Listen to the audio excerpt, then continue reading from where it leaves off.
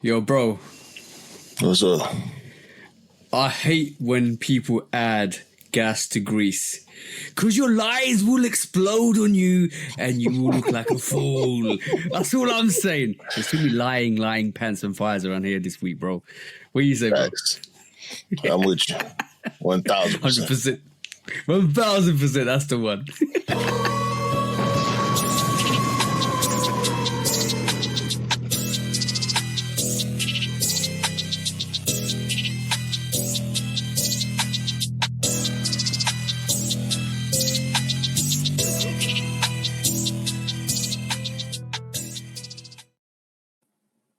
Hey, welcome back to the Tudor Podcast, episode 205 with me and the bro, 808 Kicks ATL. Please do like, follow, subscribe. Come and chat to us. Let's have a conversation. Let's break it down like we always do. And please do check out all our social platforms. Check out Lovekickscustom. Check out 808 Kicks on YouTube, Instagram, TikTok.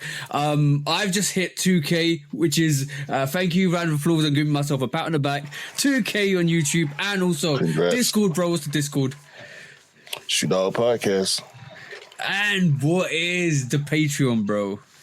Also Shoot Dog Podcast. That's the one, bro. Please do Just check us out. Google What we Shoot here to Dog do? Podcast. Yeah, just Google Tudor Podcast and we're everywhere. And my British accent nearly kicked in there when I said 205. And also, bro, what we here to do this week? Same thing we do every week. Try to take over the world. British accent or not. A British accent on and contrary to what I look like, I haven't got no makeup on. I'll be working an 8-hour shift on site. It was freezing outside. It's 12. Right, the time of recording is 1 a.m. in the morning for me. So getting back in the dark, putting the air conditioning on, my red skin being red skin, skinning at the moment. Pun intended. But yeah, you can see. Look, bro, like I walked in the house and I was way more blushier, as you say. Blushier? Blushier. Yeah, my shade's really helping me today because you like a stop sign over there. Bro, I'm the same color as that lavender light at the back, bro. It wasn't even intentional. It's close. It's pretty close. I ain't gonna count. Yo, I came back one time, right?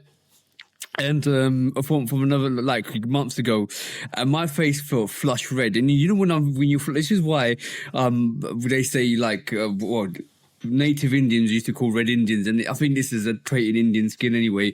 It's we have an undertone of red, and we talked about this like a long time ago on the podcast. And when you get red flushed, I don't normally get red flushed. I feel red flushed sometimes, and I can see it in my skin where the pigmentation is going red. Today is the worst state. It was freezing outside. I walked in into the car, drove in, and the heating was on. I put the air conditioning on, and I was like, "Oh, it's freezing outside." Got home. I went to the missus. Look at my skin. Look at my cheeks. And she was like, she put the flashlight on my face. She was like. Damn, they're red today. I said, I told you. I was flush red the other week and you was like, there's nothing wrong. Hold on, man. Let's squash another misconception. Everybody turns red. Bro. Oh yeah. Everybody turns red. Yeah. Like it's a human thing. Like I don't know if it's the blood in our bodies. I've heard people say that blood isn't actually red when it's inside your body. Is when it hits the air that it changes colors. That's also, I don't know how much to believe, because the reason why they say that is if you check under your skin, you see that it's like a bluish vein there, and that's why that rumor came about, because it was like as soon as oxygen touches your blood, it turns red.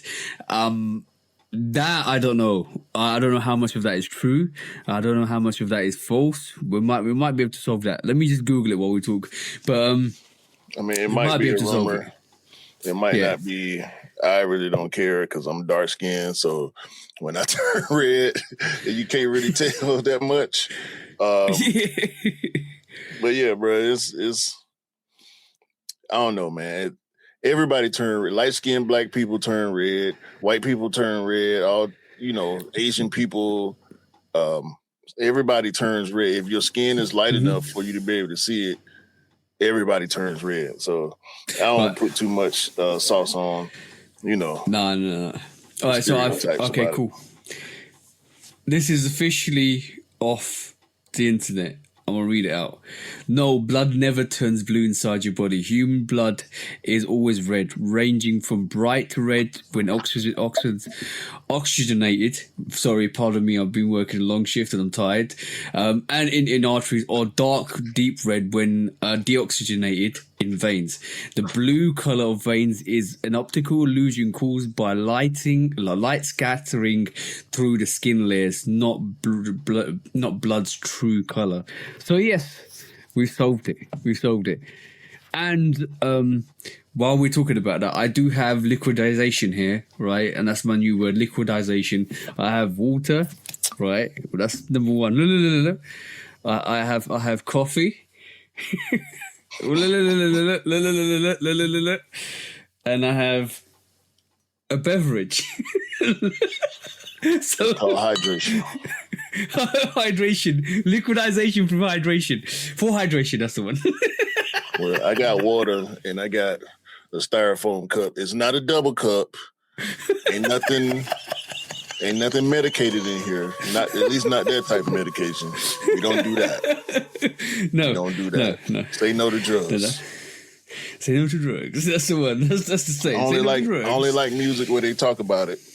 I don't do it myself. So. Yes. How's your week been, bro? It's been good, bro. I've been doing a lot. Went to the Georgia Food and Wine Festival last weekend with the dancing lady and my blood sister and my extended family, my chosen sister. So that was cool. And also went to the Hawks game to witness our 12th straight home win. I think it was the 12th straight home win. If y'all been watching my IG, y'all know I don't typically post stories, but been a lot of good storylines, a lot of good news with the Hawks. So I just been posting my Hawks stuff. Shout out to Jalen Johnson. He made Player of the Month. He is in contention for MVP, even though he probably won't get to the top of the list. But just being on the list is a great thing. It's the same. Yeah, exactly. Yeah. And I made made a few purchases. Also went to the 404-day event at Athlete's Foot in Atlanta. It was Adidas sponsored event. Where they was showcasing the 404-day Adidas, the Control 5, and the Superstar, aka Shell Toe. What'd you think? They cool. They cool. A lot of people had on the shoes. Most people that had on the shoes had on the Control 5, which I think is the better of the two sneakers. They had a bunch of them on display. I went live, but I didn't stay live for too long, maybe 2 or 3 minutes. So it's posted as a reel. I think I caught it. I think I caught the reel. I think I caught the reel when you put it on. Yeah, it's posted as a reel on my page. So that was cool. The sneakers actually released today on April 4th, 404 day, which is an Atlanta exclusive holiday. Also, Sniper Jones was there. Ooh, Chopped it up with him for a second. Got compliments on my KOI Sunders that I wore to the Adidas event. So hold on. You wore Nikes to the Adidas event. Of course I did. They lucky I ain't have on a Nike shirt. I had on Nike pants, for you. Nike Double socks. round of applause. I had on if look, we want to get real detail. I had on Nike compression pants under my Nike track pants. with my KOI Sanders. Yes, I did. Hey, all we need is that Nike tattoo, bro. Hey, nah, I won't do that. Also, it's about 50-50 Adidas, Nike on feet. I feel like a lot of people, because I didn't know that it was an Adidas sponsored event before I went. But clearly a lot of people did. A lot of people had on the 404-day Adidas. But some people I saw some Jeremy Scotts. I did see a pair of Yeezys. The Volt Yeezys. It was a woman that had on a pair of Volt Yeezys. And the McDonald's burger joints, those yellow Volt 350s. Yeah. And also, it was a couple other types of Adidas, but for the most part, the people who had on Adidas had on the 404-day Adidas, but everybody else had on majority Nikes, which was great. I didn't feel out of place at all. You know what I'm saying? That's the best thing. For me. That was great. Also, like I said, Sniper Jones was there. Come to find out, via somebody that was at the event, was standing next to us at the bar, had on a VIP wristband like we had for the event, but also had on a different type of wristband that was red. Okay. And I was like, where you get that wristband from? Oh, it was another event we just came from, a Nike event. What? Come to find out, it was a Nike event. Travis Scott was there. 21 Savage was there. No, bro. Space God was there. Like, it was a bunch of. It was a soccer event. I would have much rather gone to that than this Adidas event. But this Adidas event was partly sponsored by my job. So, you know, it was what it was. But once I heard about the Nike event, I'm like, God, I would have. Like, I'm at the wrong event. Yay! There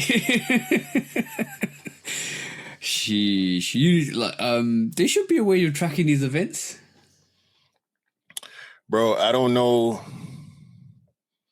I did link with an event coordinator at the 404-day event. So I think he also came from the Nike event. I don't know if he had anything to do with it, but I did link with him. So hopefully I'll be able to stay more informed. I didn't see anybody that I knew who posted about the Nike event. So maybe it was more inclusive than it was. Oh, you mean exclusively to people that are around Nike involved? And it could possibly be, to be honest. I'll find a way of finding that weird event, so I'll have a look at it. I'll make a note of that. So you never know. You never know when stuff like that comes in handy. But like I said, I did make a couple of purchases. One of which I'm actually, if for the viewers of the pod, as opposed to the listeners, if y'all see me keep looking down, it's because I'm actually in the middle of putting together the Lego Air Max 95 kit, which I purchased. It dropped on the 28th of March. Came a few days ago. I've been sitting on it. I showed it to you last time we recorded, but I just started working on it today. I'm running through it pretty quick. I'm actually running through it a little quicker than I thought I would. I got the base done right here. Does it come in like batches? This batch does this and this batch does that, bro. It's bags on bags on bags. And there are 2 separate instruction manuals. So it's worse than IKEA then. There's the manual for the base. Yeah. And the manual for the shoe. She's worse than IKEA, bro. It's worse than IKEA. Yeah, so I'm putting together the base first, obviously. So, the shoe will have something to sit on. Trying to work out where I'm going to actually display it. Let me pick this up before I... Well, bro. At least it's not a flat pack. You know what? At least it's not like one of those IKEA flat packs that's just gonna fall apart on you eventually. So. Bro, the box was so big when I saw it on the porch. I'm like, wait a minute, that can't be, bro. You see how big that box is, bro. But, I hate that when delivery, like, bro. I ordered. I can't remember what it was now. I ordered something small, right? I'm talking about it must be the size of the palm of my hand, and the circumference was like thickness was maybe 20 centimeters. They sent me a box double the size of a shoebox, and they put like all of this stuff in it, like all of this paper in it, and the size of my hand and this thick. Why are you giving me all that box for? Like, I don't need the box. Well, the box that they shipped it. Yeah, I think you did show me that. The box that they shipped the kit in was appropriate for the size of the kit. I'm just talking about how big the actual kit is, because this is only my second Lego kit. You got me the first one, the Millennium Falcon that you sent over for Christmas, which I appreciate, and I still have not started. But doing this one gives me a lot of confidence. Okay. I just didn't know how, because when you look at the number of pieces, it's like this gonna be a task. You know what I'm saying? Like, so yeah. When you told me it was like 900 something, I was like, what? Yeah, the Millennium Falcon is 921. 921. All right, cool. This Air Max kit is 1213 pieces. And if you know Lego, like I got pieces on once I finish what I'm doing right now, I'm gonna stop and just do the part. But it's a bunch of little bitty pieces.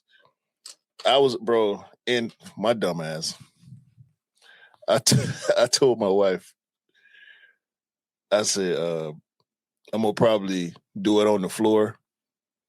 Mistake. Yeah. Mistake. Oh, did you step in one? No.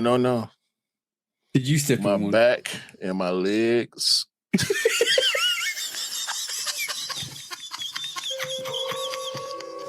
You basically accidentally sat on one, didn't you? No. Just sitting on the floor for long periods of time, because I'm looking at the manual, I'm looking at the pieces, and I'm just going. You know what I'm saying? And I had a table next to me, and I'm watching the game. I'm trying to watch the game, the San Antonio-Denver game, because that's five game. Jokic versus Wemby. I mean, and I'm trying to watch the game, and I'm looking at the manual, I'm looking at the pieces, and I'm looking at the TV, and so I'm focused. I'm trying to focus on 3 different things, 2 different tasks: watching the game, and then I think I had I'm listening to Joe Budden podcast in one of my ears, watching the game, and trying to put this basically this puzzle together. Hold on.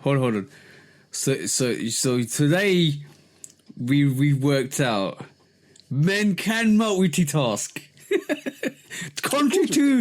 contrary to what everybody else says, men can multitask. And Q's just proved it. Bro, I'm listening to a podcast, watching a basketball game, and putting together this Lego set at the same time. I had zero focus on my body until I felt a little bit of uncomfortability, and I went to move my leg, and it's like, oh shit. It's the stiffness, bro. it's your joints are locked. That's it. Locked joint. That's what it called. Bro, locked. I'm sitting there like this. legs out. They could not move, bro. Could not move. Oh, you know what it is? You know when you're old. Like no. You know your legs are locked. It happens to everybody. You know your legs are locked, right? It's not even old people. You know where your legs are locked when you have to physically move them with your hands. Bro. I'm not finna claim old, but like I said on my birthday post, I ain't old yet, but I ain't young no more. Yeah. I'm sitting there trying to do the dog. For the men out there and the women out there, once you get to a certain age, that sitting on the floor shit is out. I'm telling you, it's out. Don't do it. You only playing yourself at that point. Do not do it. Yeah. I'm sitting there on the floor, bro, for what I didn't realize like an hour and a half before I decided to get up. You lucky you didn't have you weren't in a Buddha pose, because basically I've sat down one time like in a Buddha pose, legs crossed and stuff like that, and I'm like reading something or doing something, and I'm like a couple of like half an hour to 40 minutes in, and I start feeling it. I was like, oh, okay, cool. And one of my legs is numb. It's got pins and needles, and I can't move it. Yeah. That's the worst one. That's just long enough. That is just long enough to play. Your mind's thinking, I can do this, and your body's like, what the F are you doing, bro? You can't do it. You can't do it. You ain't built like that no more. It's over, okay? All that sitting on, bruh. I'm talking about no blood, no circulation. You know what I'm talking about? Yeah, that was a mistake that I won't make again. That's why I'm sitting here. Yeah. Avoid the tingle. Avoid the tingle. So when I came upstairs, I said, you know what? I had a little bit of time before you was gonna be ready to pod. So I'm like, okay, let me start working on another piece, because I'm ready to get it over with at this point. Since I started on it, I'm probably gonna finish it before I go to sleep. Yeah. But bruh, I'm sitting at a table. I'm doing it at a table. I will not be sitting on the floor trying to do this shit. I don't care how much space I need or don't have. I'm doing this shit sitting in a chair. You can believe that. All right. Question. Would you glue it? Nah. Okay, cool. I mean, maybe I need to, since I keep dropping.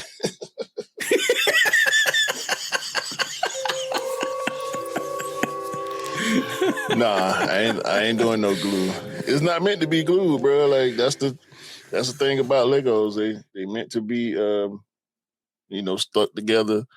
Don't nothing seem like it ain't gonna stick. So I'm gonna just do it how they telling me to do it in the instructions. And did you see the Lego World Cup advert for the actual trophy?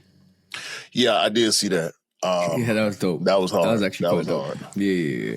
Vinicius Jr., Mbappe. So they had Brazil, France, Argentina with Messi, and then Portugal with Ronaldo. Who? Some guy called Ronaldo. Don't say that name no more. Don't say that. I started to leave a nasty comment on the post, but I'm like, nah, I ain't gonna do that. Nah, it's not worth it. It's not worth it. Yeah, it ain't worth it. It definitely not worth it. I think there's enough hate. There's enough hate in the world to actually add to that. Just let the man be. Let the man be. Everybody knows what his credibility's down the pan anyway. So it is what it is. Yeah, let doofs be doofy. Yeah. And I did. Did you make any purchases this week? Oh yeah. So yeah, I picked. For first of all, let's start with today. Today was the release for the Jordan 1 VAA Virgil Abloh Archives, the sneaker got absolutely hyped to crazy, and we'll talk about sneaker later. But met up with Jamie, met up with Dale, met up with Scott, met up with the bros. Jamie came around, and we hey. I said everybody came out. Yeah, everybody came. Everybody came. Everybody copped. But on that, Jamie gave me a surprise today. Shout out to you, bro. You've been meaning to. He's been meaning to. He's been saying he's gonna be giving a sneaker to me, but he actually came through this week. So I did not know he was gonna give this to me today. But thank you, Jamie, for this, because this is a classic. This is one sneaker I when I started getting into the game and picking up sneakers, I wasn't. Like, it's surprising that I wasn't into Jordan 4s like I am now. Because who would have thought that I would have had these many Jordan 4s in my rotation? Because he gave me his pair that he hardly doesn't wear of these, bro. Oh, the Jordan 4 Motorsports. Yeah, shout out to you, bro. This one. I do need the pure platinums. I do need the motorsports with the white variation, but this is the reverse motorsports. These are absolutely fire. He's worn them a couple of times. He's like, I'm not going to wear them ever again. You might as well take them. I said, bro, I'm going to pay you something for them. He goes, no, just take them, bro. And I was like, really? He said, yeah, just take them. I will do something for him. I'm going to invite him down for a get together and just have a meal and stuff like that. But, bro, look at that. Hardly any stars missing on that. Yeah, just like the tip. Yeah. Pause. Sheesh. But yeah, and Jamie was giving the pod the ultimate compliment today as well, which is crazy. So shout out to you, bro. You are the real one. And this is what having a sneaker family is all about. This is community, not the community that everybody else knows. This is community, and I kind of got annoyed this week, and I posted something on my Instagram stories, because there's a lot of people that were bashing. There's a lot of hypocritical people out there, and this is why I said what I said at the start of this intro: is there's too much gas added to this fire, or something like that. And I said that on purpose, because a lot of capping out here. There's a lot of frothy coffee out here. There's a lot of steam and no substance out here, with a lot of people that do the most talking. Because I find if somebody doesn't have a sneaker and it re-releases and it's a classic sneaker and it's overly priced, that person hasn't got a problem with it. Like, if a Jordan 4 undefeated 4 comes out, they haven't got a problem with it, because they weren't able to get it in the first place, because it was such a limited sneaker in the first place. It didn't really come out to the public, and they were happy for it to come out. Right. But when a sneaker like a Jordan 1 Off-White Alaska re-releases as the VAA, they've got a problem with it, because they originally got it. And they don't want it to come out to the general public, because then everybody gets it. And when everybody gets it. Exactly. So the hypocrisy is absolutely crazy to me, because me personally, I'll be like, just release it to everybody, drop it, and crash the market, because I don't give a fuck. I'd rather that happen than live by your hypocrisy, for you to be that exclusive person to say you can't have it and you can have it and you can't have it and I want it because blah blah blah. F that. F your gatekeeping. F all that bullshit. Because at the end of the day, everybody that wants to get it, everybody that wants it, and even if it releases 10 times, even if it releases 20 times, even if it releases 50 times, who gives a fuck? Get it if you want it, buy it if you want it, and nobody gives a fuck of what you're saying. And you look like an absolute idiot when you're a hypocrite. You've been an absolute hypocrite like that as well. So when we talk about having the knowledge and having the know-how to be able to cop, that's the flex.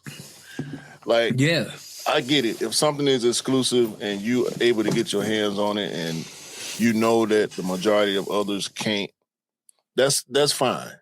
That's part of the game. As sneakerheads, if you're not, or you just starting looking to get into the sneaker game, you're gonna have to come to terms with that. That's something we have all had to come to terms with, you're not going to be able to get everything. Nobody is able to get everything for retail. No. Unless you got backdoor connections, you're a celebrity, you plugged in with the plugged in. Nobody is going to be able to get every single thing for retail. And don't let these motherfuckers convince y'all that they are getting everything for retail. The key word here is retail, regular price. Mm-hmm. Nobody does that. If you don't work for the store, there's people that work for stores that can't get their hands on everything for retail. No. So the flex is having the knowledge and the know-how to be able to get your hands on this stuff. It's not actually having the sneaker and going about your gatekeeping process. Fuck all that gatekeeping shit. I love to hear stories about how somebody got what they have. Exactly, that's the bro. Cool part. You know what's a flex as well? Helping people out to get the sneakers they want as well, because you basically were able to help a person out to get a sneaker that they really wanted. That's a flex. It depends on the person, bro, because not everybody is plugged in a community way. Some people think that's why I'm trying to define the flex for me, and I know for you, defining the flex for others is different. Like, these people don't care about what they broke. Like, I'm not trying to flex on my people. I'm not trying to flex on my friends, on the people who, I really rock with. I want us all to be able to tell our stories. I want us all to be able to have what we want and look good and be fresh. Yeah. You know what I'm saying? Like, I don't want to be the only person in my circle rocking good sneakers. That's the one. Because basically, look, we discussed this before. Right this moment in time, right? Everybody could have the same sneaker in their rotation. It's how you rock it, what you put together with it, how you style it, and how you actually make that piece your piece in your actual rotation, including the clothes, including head to toe what you're wearing with it. You might wear your socks, you might cover your socks, you might wear your socks over your cargos, you might be flexing hoodies, bandanas, glasses, all accessories, all of that stuff comes with the flow. Not everybody's going to have the same style as you. The shoe is just the start of the centerpiece of your actual masterpiece for you presenting yourself to the public. Right. And so when it comes to the flex, like you saying, we can all have on the same sneaker, but we're not going to all pull it the same way. You might have on jeans. I have on jeans. I tongue fuck my sneakers. I want my tongue to be in front of my jeans. Some people like to do the the shoe look. Some people, exactly, like me and you, I tie my shoes up, you go loose lace. You know what I'm saying? Exactly. We both got chains, but your chains are totally different from my chain. You know what I'm saying? Like, we all got the watch. Look at that. I got 4 or 5 chains on. I only need one. And that's not a knock on you having multiples. It's just a style choice or whatever the case is, whatever your reason is for having the amount of chains that you have, or the type of metal that your chains are, or whatever the case is. I've got bike chains. I like my chains to look like bike chains. You know what I'm saying? Like more of like engineering look for my chains. So, but I wear hats. You don't. Yeah, exactly. I wear shades. I ain't never seen you with shades on. Oh, but by the way, right? Let me kind of re-emphasize this, right? We were talking about religion the other day and how I don't force my religion on anybody. I had a weird comment, right, on the story on one of the shorts we put out, and he said, this person said to me, you wear the thing you wear on your head, is it because you're going bald? And I'm like, far from it. What? Far from it. What? This is a religious choice. Plus, it's right this moment in time, I can't be bothered to sit there for 4 hours to get my hair plaited because I'm busy. See what I'm saying? Yeah. So like, what are we on? You obviously don't know. And I just said, I left it down to my faith. I said, this is because I'm sick. It doesn't matter. I cover my head. It doesn't matter. I'm far from being bald. But also on the other note, hold on. Let me just move the mic. I see you people that disappeared when sneakers weren't hyped. I see you people start posting again. And I see you people start hyping stuff again, wanting the hype releases again. It's too late for you guys. You should have always been there. You should have always loved it because we can see that you were never passionate about your sneakers. You were never passionate about what you were rocking. You were just passionate about what hype he was bringing. We see that clearly now. Don't come back into the scene thinking you can post them, you do this and do that and do this because you were there before. No. Stay in that absence corner. Stay vacant. Because the people that have been rocking sneakers during the lull, during the fact that everybody was saying Jordan 1s are dead, Jordan 3s are dead, Jordan 4s are dead, all of that stuff, we were still buying them, we were still rocking them, we were still here. That's evident. Stay in your absence corner. This is detention time. And you belong in detention. Disappear from the scene. Don't come back. Bro, I ain't went nowhere and I ain't planning on going nowhere. Furthermore, I'm gonna always buy what I like and rock what I like, such as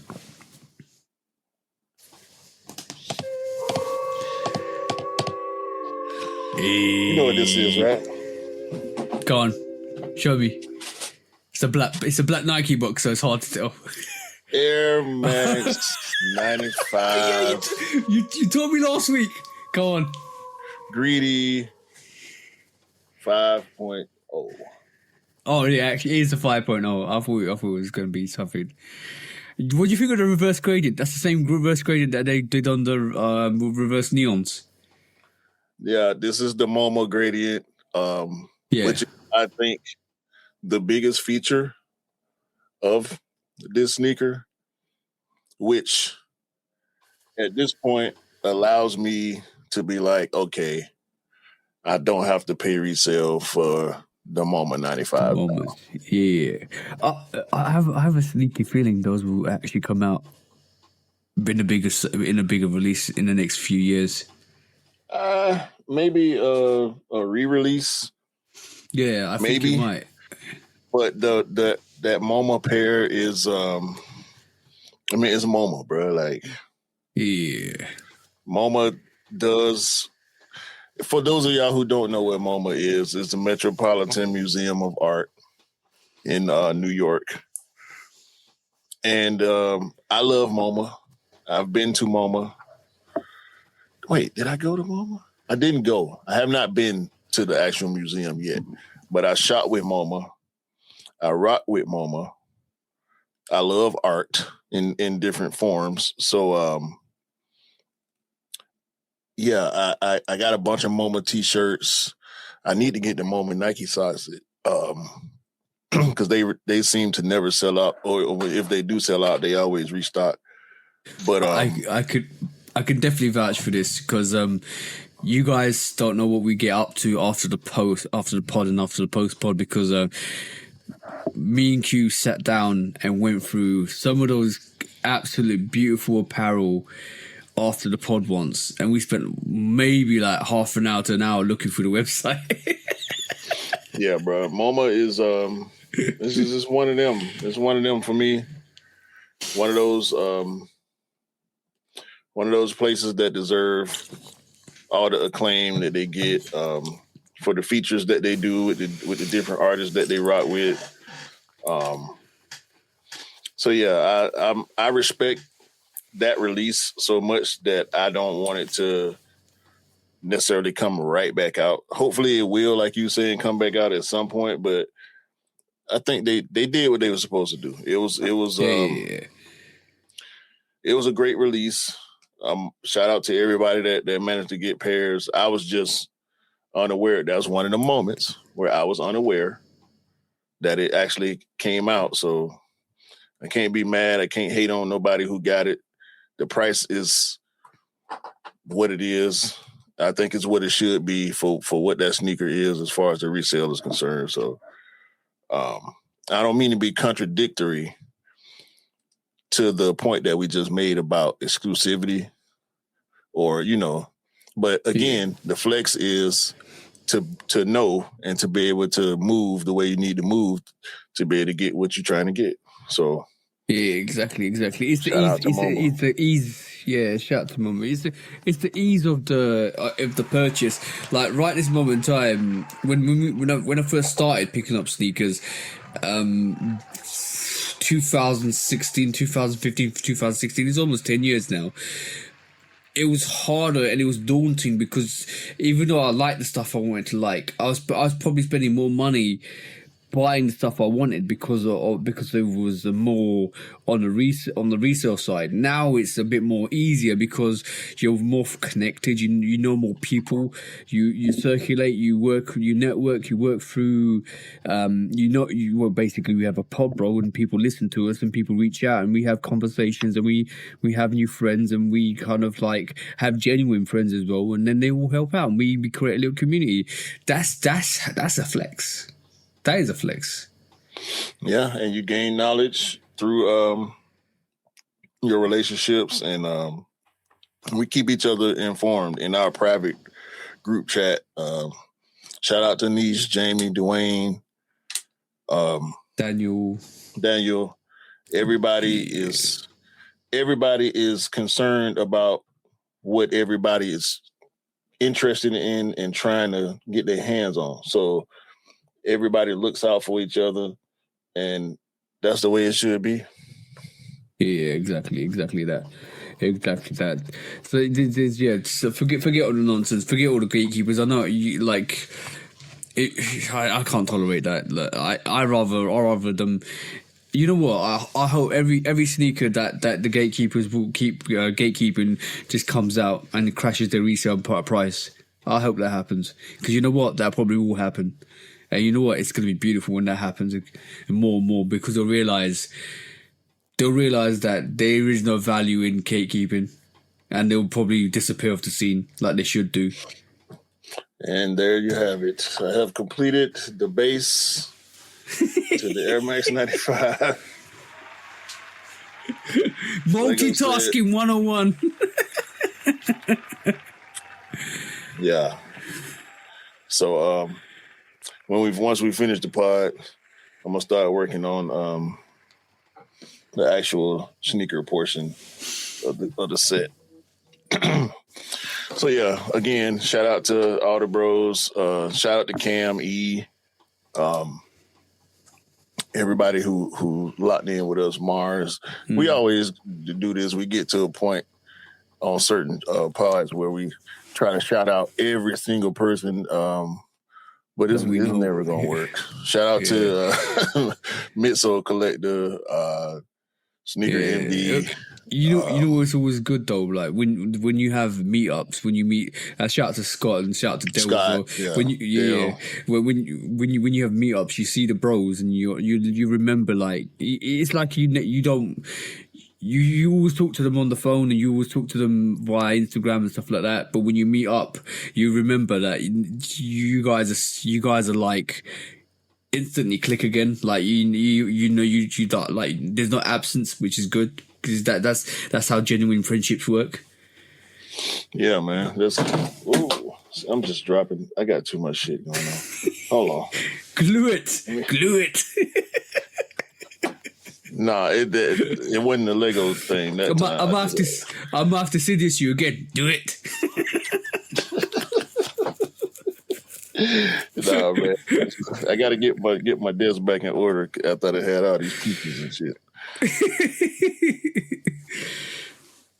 But yeah, so I had a great week, man. I got another my last game is coming up Monday.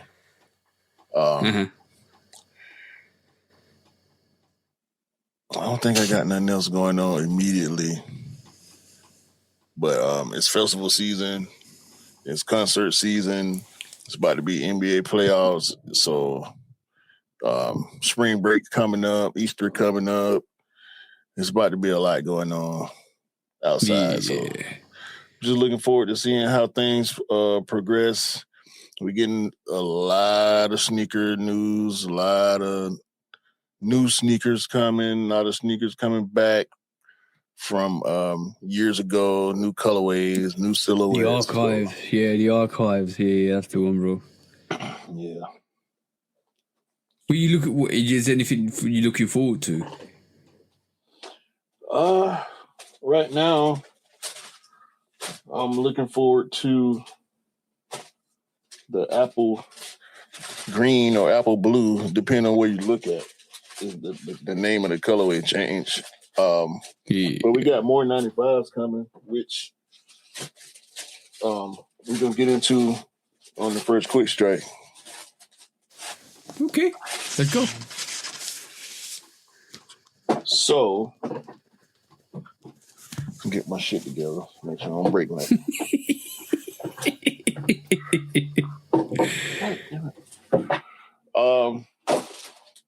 In the first quick strike, I want to talk about Air Max and the fact that one of the legends, Tinker Hatfield, came out in what I think is now a deleted tweet or deleted post. I don't know how much truth it was to it because I can't see it right now. Bro, when was it posted? Actually. Yeah. When was it posted? I realized that after it got posted. When was it posted, bro? Did I fall for it? I might have fell for it. Yeah, it might have been April 1st. No more air. Was it the no more air post, bro? Yeah. Was that fake? Yeah. Okay. He gotcha. So fuck whoever put that up. Unless it was Tinker himself. Tinker, you on bullshit. Grown ass people who still do April Fools is some bullshit. April Fools is a kid's game. Bro, when April Fools came about, there was so much foolery this year. You know what? I'm going to be honest. You know why that happened? Because nobody's taking April Fools seriously anymore. And because nobody's taking April Fools seriously anymore, it's easier to dupe people now. Because people like F April Fools. And now when you put it out, people tend to believe it now more and more. And it's like, okay, is this true or not? But I don't think I saw it on April 1st. That's the problem. Because I purposely stayed away from social media on April 1st because I didn't want to get got. I did see some obvious like NBA bullshit where a lot of the independent NBA content creators was posting this trade or this player going here, that this player got injured, this player retired, this player coming out of retirement. It's like, all right, bro, shut the fuck up. But because that post with, I'm trying to find it now because I did screen cap it. That post said no more air because they're running out of air to put in the air bubbles. Yeah, bro. I'm like, what the fuck is Tinker talking about? No such thing as running out of air, bro. But then, in that very same day, we got news of like 4 or 5 other Air Max and Air Max 90s and Air Max 1s coming out. You know, piss take. This is the piss take. They dropped the Bordeaux 7s in the April Fools. And I got excited because they're going to drop the Raptors next year. I thought, maybe it's going to happen. But yeah, they dropped the April Fool's Bulldogs. And I was like, you bastards.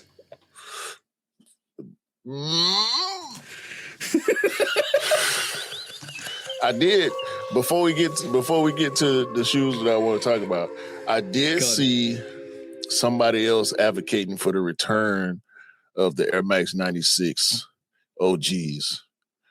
and they agreed with me that that's one of the sneakers we should have got for Air Max Day. Yeah. I don't know what the fuck is going on over there at Nike. We're getting all these 95s. Last year was the 95 anniversary. And don't get me wrong, I appreciate all the 95s that we get. But it's 2026. We should have Air Max 96 colorways on the shelf right now. But last week, I forgot in the discounts, I skipped right over the MLB Air Max 1 series. It's supposed to be 9 sneakers. We saw the San Diego Padres colorway based on their City Connect jersey. And I saw the list of teams. There will be an Atlanta Braves Air Max 1. You're definitely going for it? Yes.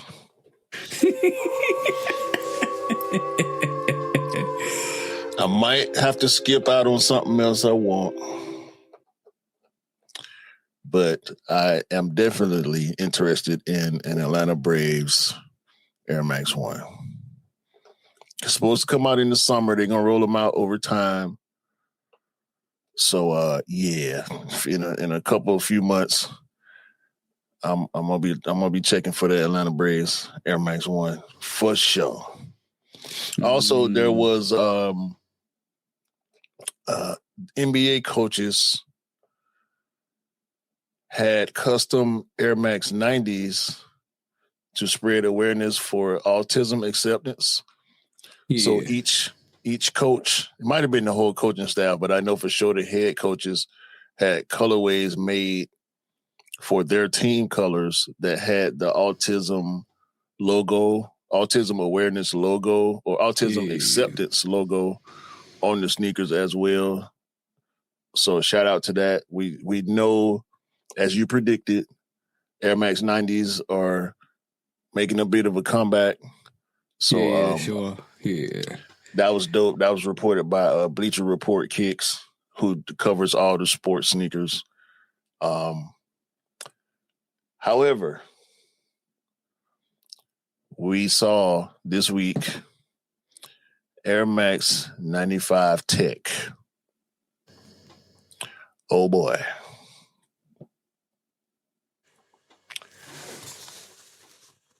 Mostly black, a little bit of a gradient from the bottom to the top.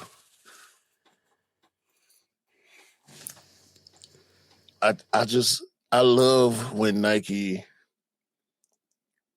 plays with the silhouettes in subtle ways.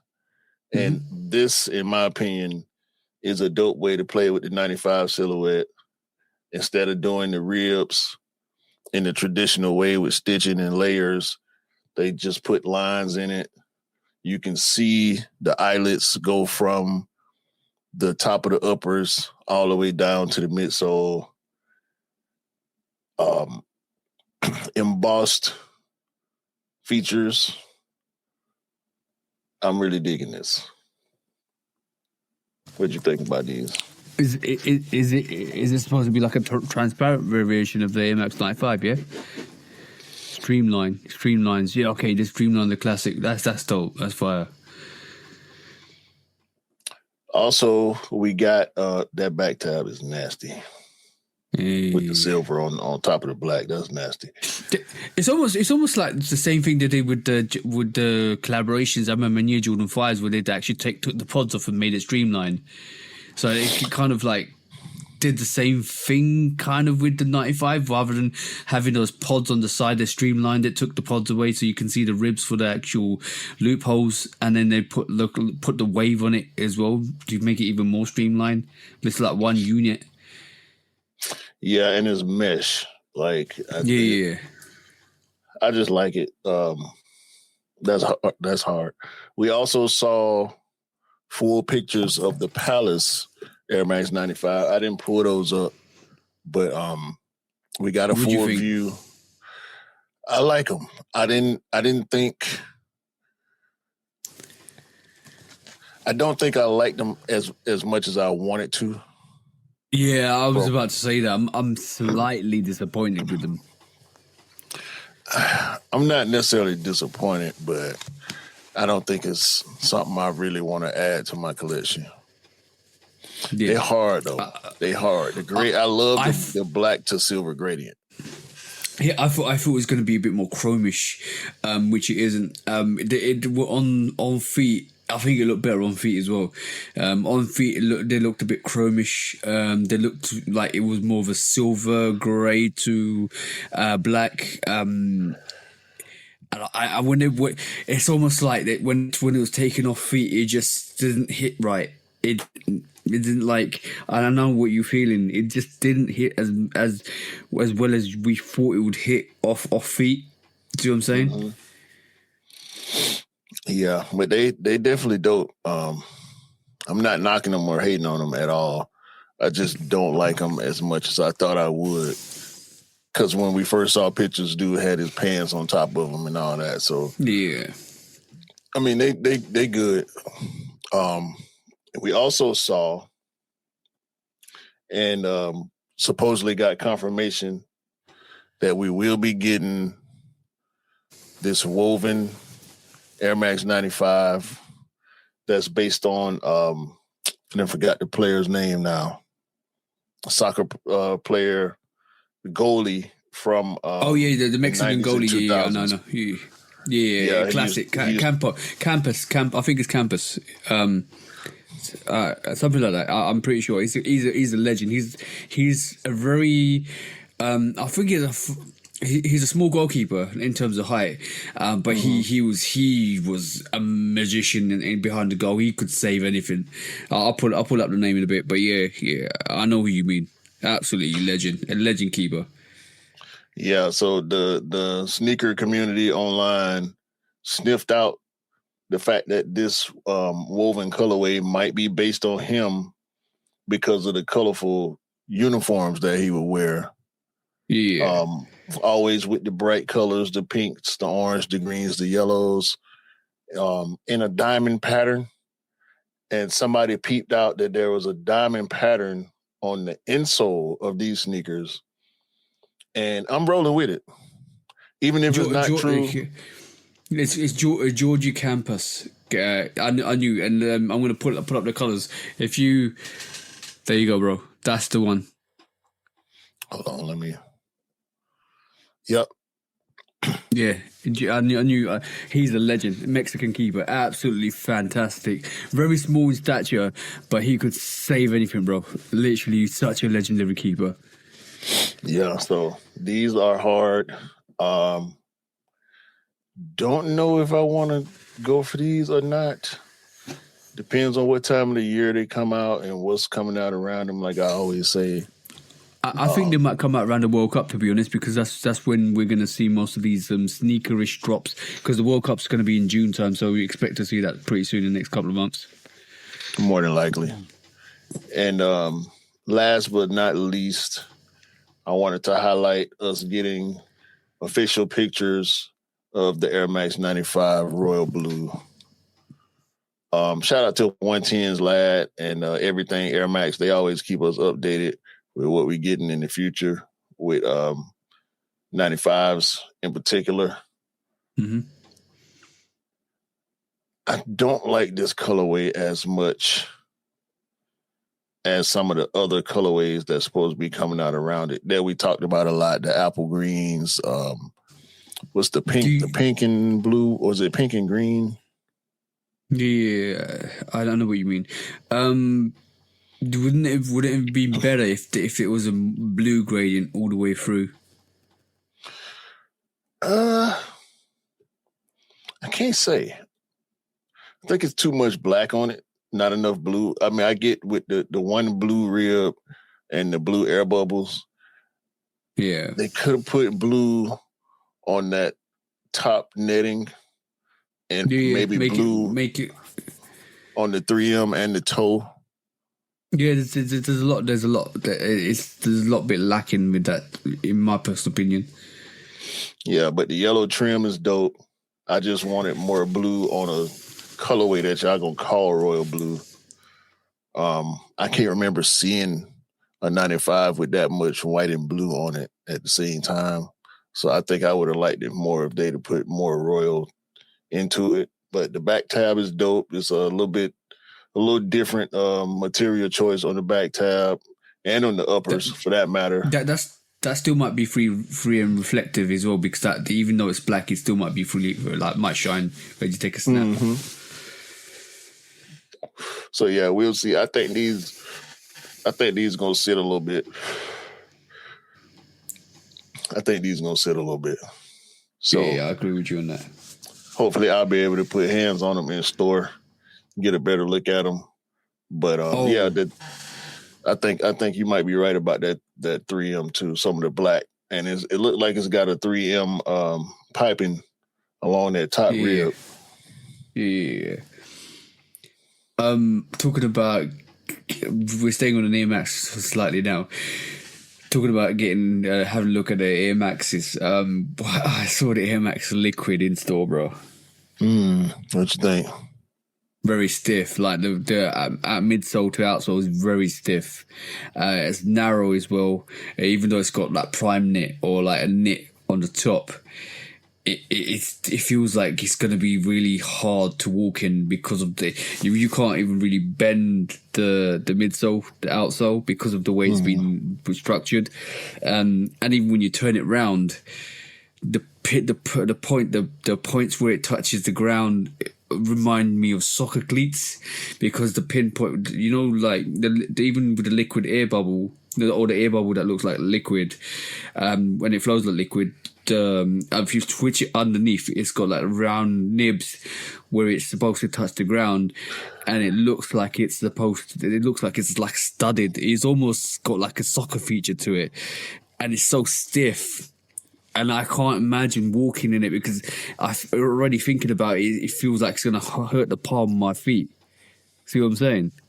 I don't think it's a winner at all, bro. Like, it just literally feels very stiff and narrow, and it's gonna hurt your pinky, your big toe. It's gonna hurt the palm of your feet. So you need a massage. You need something to actually accommodate it, because it will hurt your feet. You might have a breaking period. I don't know, because this is new. So yeah, I haven't got a clue, bro. Yeah, ain't something I was gonna be trying to cop anyway. So. No, but it was worth looking at, because I was standing in the queue with Scott, and Scott goes, "Oh, there's a liquids, Air Max liquids," and he's the first person who said, he goes to me, "It's stiff, bro." I was like, I was like, yeah, it's bloody stiff. If I can't bend it, yeah, I have yet to see him on feet. I feel like when I do see him on feet, I'm gonna have to stop that person and ask them how they feel on foot. I ain't watching no reviews or nothing like that. Probably should watch some reviews. No. You don't need to ask them. Look at the way they walk, because you know if they hurt somebody's feet by the way they walk. I don't know, because people still out here doing the duck walk. Quackity quack.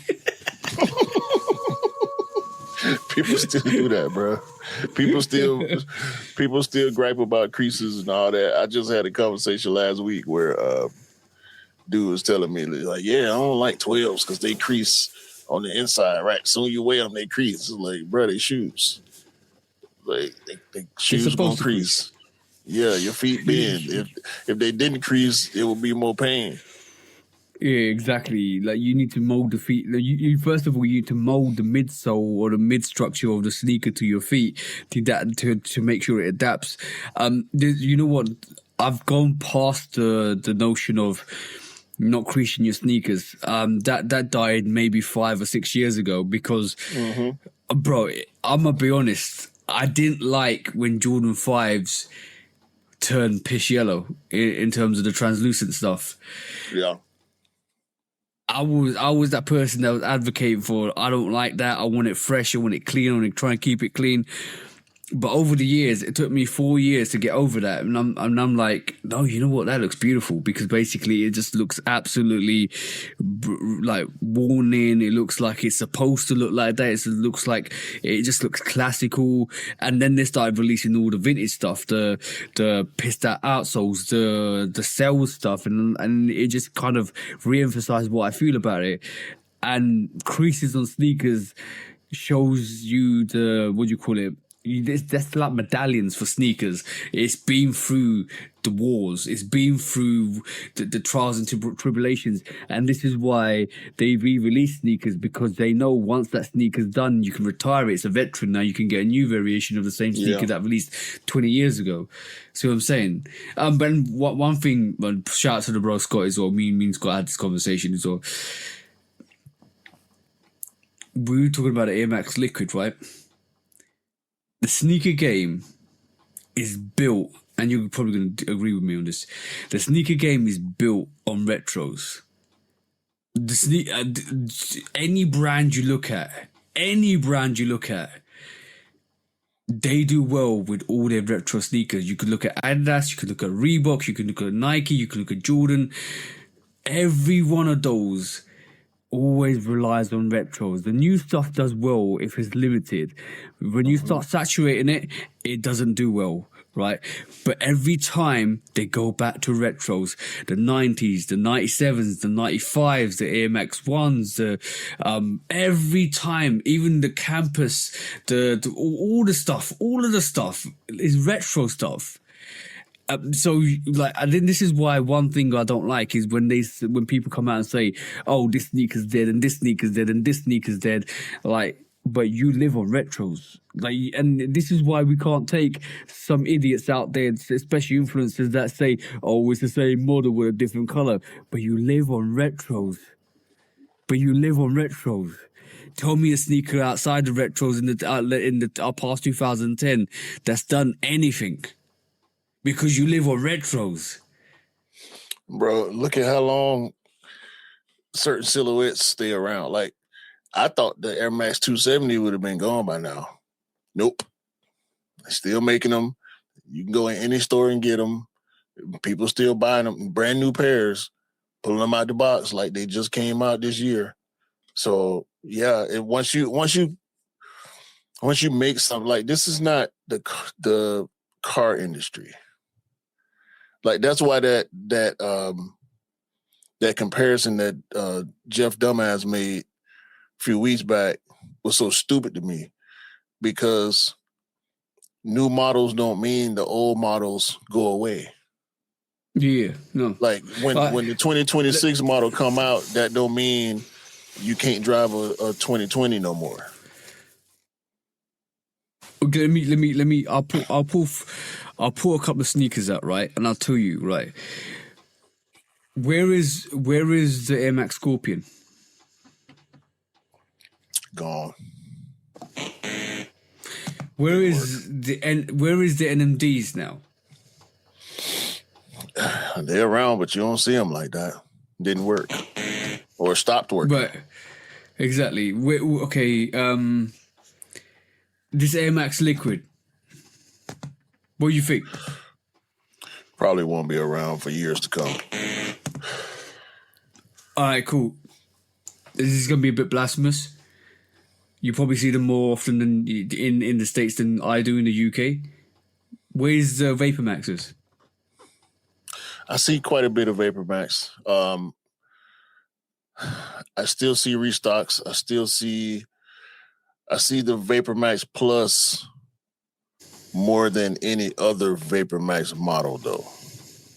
Mm-hmm. Which is, the Vapor Max Plus is a mashup between the TN and the original Vapor Max. It's the TN with a Vapor Max bottom. Right. So I still see those. I still see new colorways. Yeah, so it's teetering on like, yes and no. But you got the DNAs. You all of that stuff, like. Yeah, they're still making new colorways of the DNs. But not the what's whole happening bunch. with them, bro? They're starting to fade out. I don't think the DNA is going to last for so many years. But like I said before, the 270 is still around. They're still making colorways of it. It's still on the shelf. Where's the Adidas 4D? But we're happy to take in the campus, all the Adidas Sambas, ranges, the old ranges, the Sambas, Specials, all that stuff. And we're happy to take all of the Nike retros, the Jordan 4s, and all the Jordan retros, and all the Jordan 1. And like, bro, we sat here when everyone was trashing the Jordan 1, and I adamantly said, wait, they're going to bring back the Jordan 1. It's a staple. You can't have the Jordan brand without a Jordan 1 staple. They will hype that back up again. And it's happening again.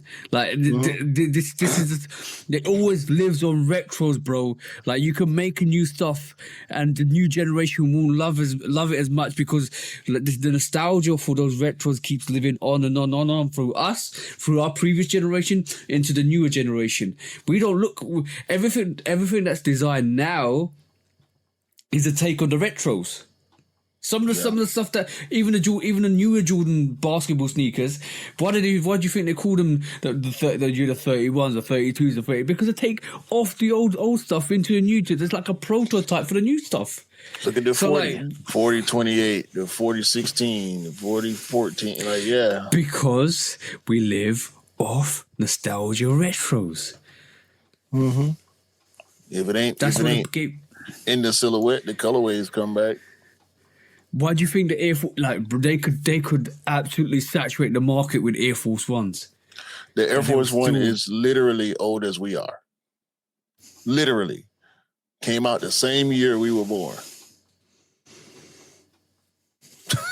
Like, what we talking about? People could never stop buying triple white and triple black Air Force Ones. Bro, exactly.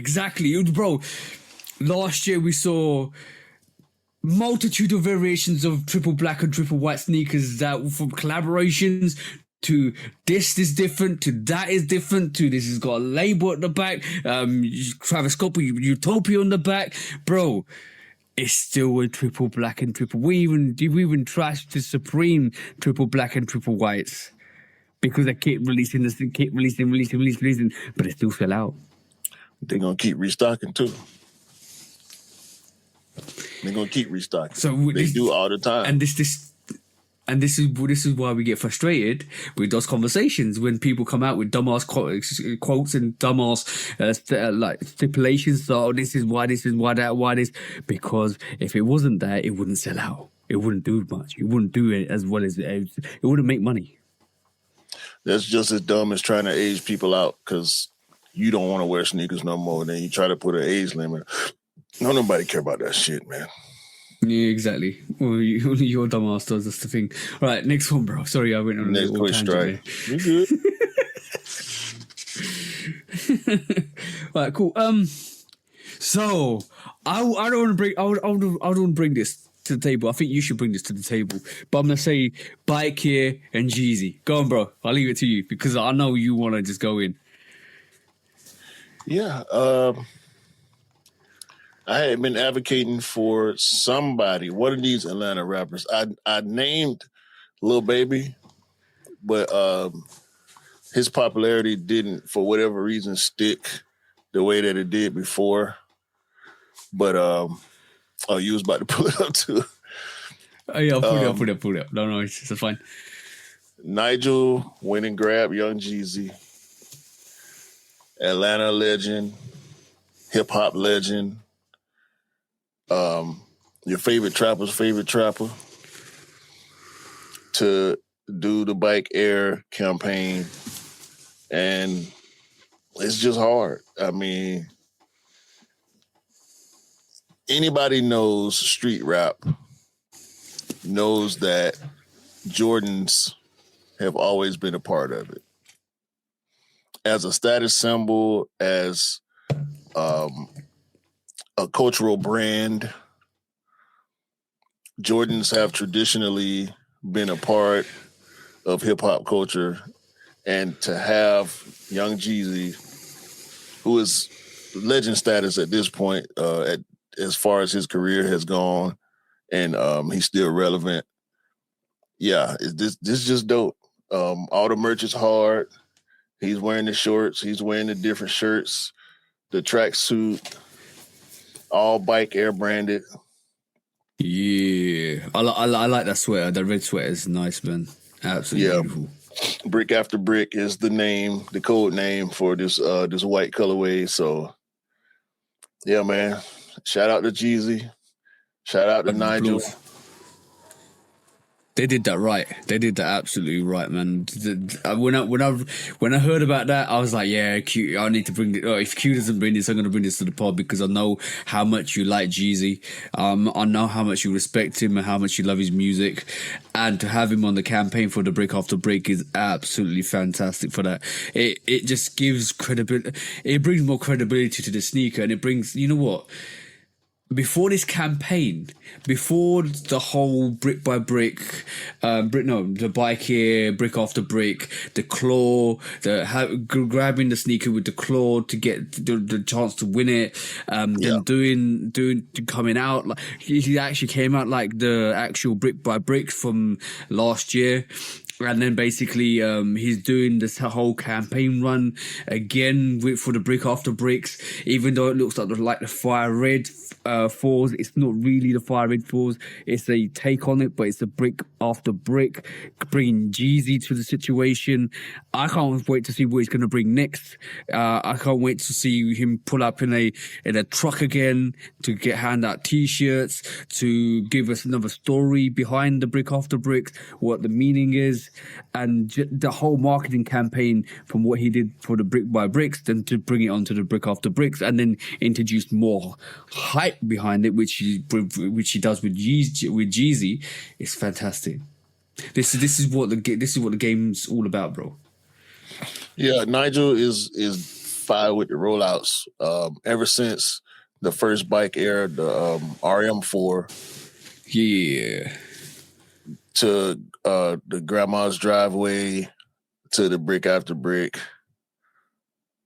Like, he just dope with the rollouts. And I think, contrary a little bit to what you're saying, I don't think we're going to see the truck and all that stuff with this campaign. No. I think I just said it as a possibility that he could do something, but I can't wait to see what he's going to do. I don't think this is it. We're seeing it. I think this version of the truck thing was the claw thing. Having the machine, having people come and try to win the sneaker with the claw machine. He also got a group of people and went on a bike ride on the Nike campus. Mm-hmm. We saw that a few days before we saw this Jeezy photo shoot. So I think this is the rollout. Like, we in the middle, getting towards the end of the rollout. We might see one or two more things associated with the Brick After Brick rollout. But if he does something public, it could be the truck again. It could be some other type of activation live event or something like that. But yeah, we well into the campaign at this point. Yeah, exactly. I don't know. I can't remember when the sneaker's coming out. It might be in May time when the sneaker comes out. But it would be quite a good take if he does something too with the activities in terms of covering the mileage, like who covers the most mileage on a bike tracker. That could be quite interesting to get your miles up so that you can actually kind of have a chance to win a pair. Or win a stack, or have 100 sneakers that you could have a chance to win one of them. That could be a possibility. That'd be quite nice to see that, just to get people active. That'd be quite interesting to see. But the rollout looks dope. Rollout looks absolutely dope. Just on Nigel, if he does move away, if we've seen him do a 1, and now this is his second 4. Second 4. Except for the RMs. I'm not counting the RMs. I'm counting them to full silhouette for the Jordan 4. What would you like to see him do next if he was going to do something? That's a good question. I can't really say what I would like for him to do. I mean, ones he already done. we could get more ones. I don't know if we will or not.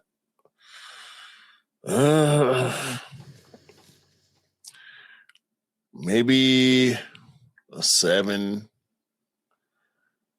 Maybe trying to think of what would be something good to ride a bike with. 5s, I would say 5s are too bulky. I could see a 3. I could definitely see a 3. I could see a 3 also. I could see a 10. Mm. We know it won't be no 11.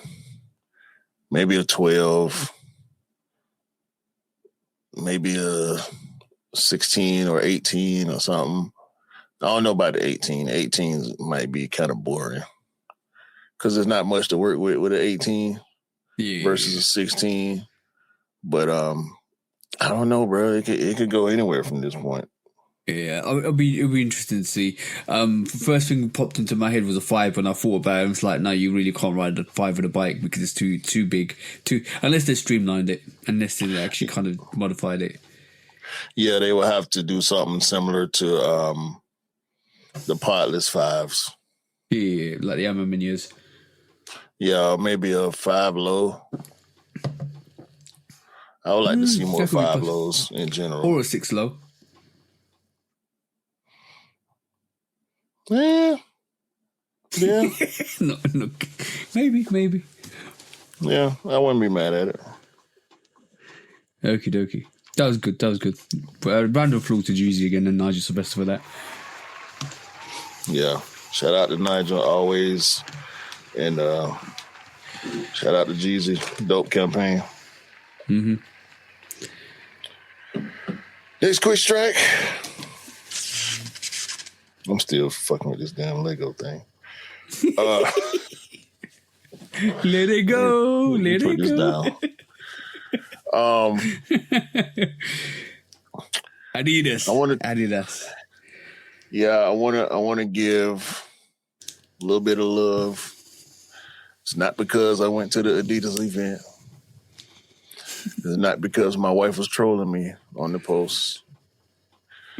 Simply, I didn't realize she was trolling you. I need to check the post. Of course she was. It's simply because of the representation for these two silhouettes that I want to showcase. First of all, shout out to Anthony Edwards for returning from his injury, but also for this AE2 Atlanta colorway. Representing the 96 Olympics with this black, green, and sail colorway. Took the colors straight from the Atlanta 1996 Olympics logo. The centennial celebration of the Olympics. It's a good colorway. I like it. It looks really nice, to be honest. The green does it really well. The gold features in the netting with the sail, translucent outsole. I can't be mad at these. Will I be buying them? Of course not. Of course not. Keeping the same energy is so funny. No, it's not funny. What you want me to say? What you want me to do? I'm supposed to jump ship just because? Nah. No. The way you say it is so funny. Will I get it? Never. No, not never, not ever. But never, ever? Ever? No, ever. But that don't take away from the dopeness of the inspiration. I know I'm an Atlanta guy through and through. Oh yeah. It's always good to pay tribute rather than hate. Yeah, so just because, and also from Atlanta representing, we always love to celebrate the Olympics coming to Atlanta. Mm-hmm. It did a lot to and for the city. I like what it did for the city more than I like what it did to the city. That's an Atlanta internal conversation, but Yeah, shout out to Ant-Man for doing that. And also with Adidas, and I really hate to do this, but I have to shout out the Harden 10. Oh yeah, I saw that. I did see that. For this marathon colorway. That is fire. I'm be honest with you. That is fire, bro. I mean, it's all right. It ain't all that. It's the Nipsey colorway though.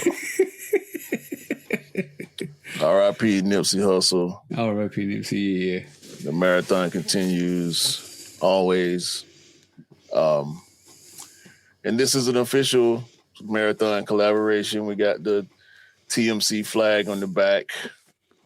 So all blue. We know blue was Nipsey's favorite color. Yeah. So yeah, I don't like the Harden 10 silhouette, but it don't look so bad in this monotone blue, especially with that TMC flag on the back. Yeah. If y'all want anything more from me on Adidas, too bad, because that's all I got.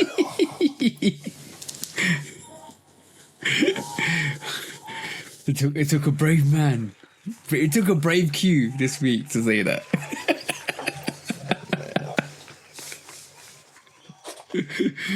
Should we move on? Yes, please. Right, cool. Customs, bro. How valid do you reckon a custom, or who makes a custom legit in terms of a proper release? What? So I'm just it's a double-edged sword question more likely. So if somebody grabbed your sneaker, if Nigel Sylvester grabbed your sneaker, your Jordan 4, any Jordan 4 in your rotation, and he stitched a swoosh at the front and took the tab off and put bike here on the back, will it become a bike here? Will it become an official sneaker? That is the bike here, like your Shashika 4s. If you took the back tab off your Shashika 4s and put a bike here tab at the back and you put a swoosh at the front, will it become the Shashika bike ears? No. I mean, I don't know if I understand where you. I'm trying to understand where you're going or figure out where you're going. This is where I'm going. This is where I'm going, right? So this week, this happened. So there was a raffle this week in Japan. I think in Japan, at a retailer called Weekend Sequel, I think. And they handed out 300 chocolate bars. And it's for in-store visitors. And within 20 of them contain coveted golden tickets. And if you got those golden tickets, those lucky winners were rewarded with a custom fragment piece personally selected by Donor Fragment. And it became a fragment sneaker. So you got fragmented. What do you think? This is why I said, does that become a legit fragment sneaker now? I guess.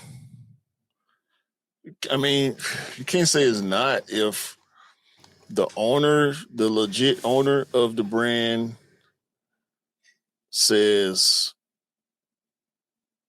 I'm going to put my stamp on your shoe. I mean, it's still a custom. Yeah. Just because of the nature of how it happened, but you can't say it's not fragment if the owner stamps it. That's what I was trying to get at. Maybe I used the wrong person in terms of Nigel. You putting the bike here or not? No, I get the reference, but like, yeah. That's why I was thinking, like, how could Nigel bike air your sneaker? I don't see how that would happen, but with this, I can understand completely where you was coming from. So now, does that make that sneaker a 1 in 20?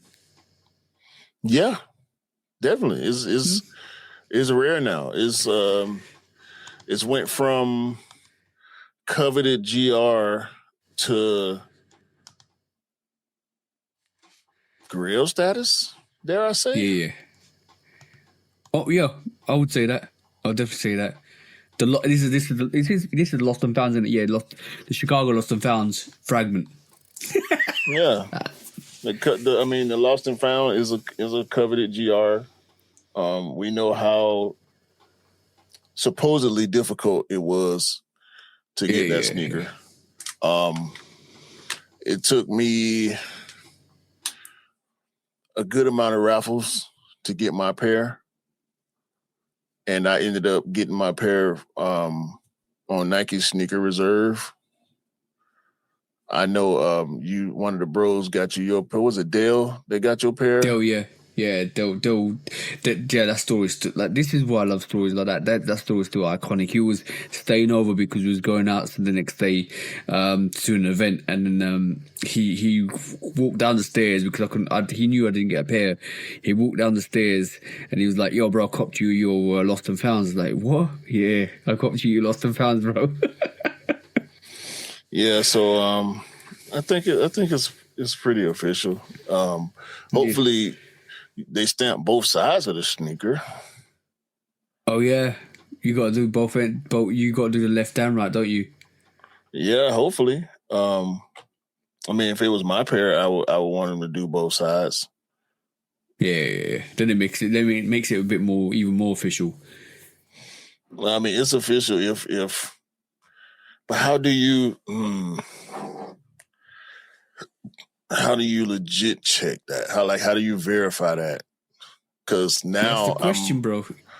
I imagine somebody out there is trying to figure out how to make that stamp to be able to put it on other sneakers. It has to be embossed or stamped in that way.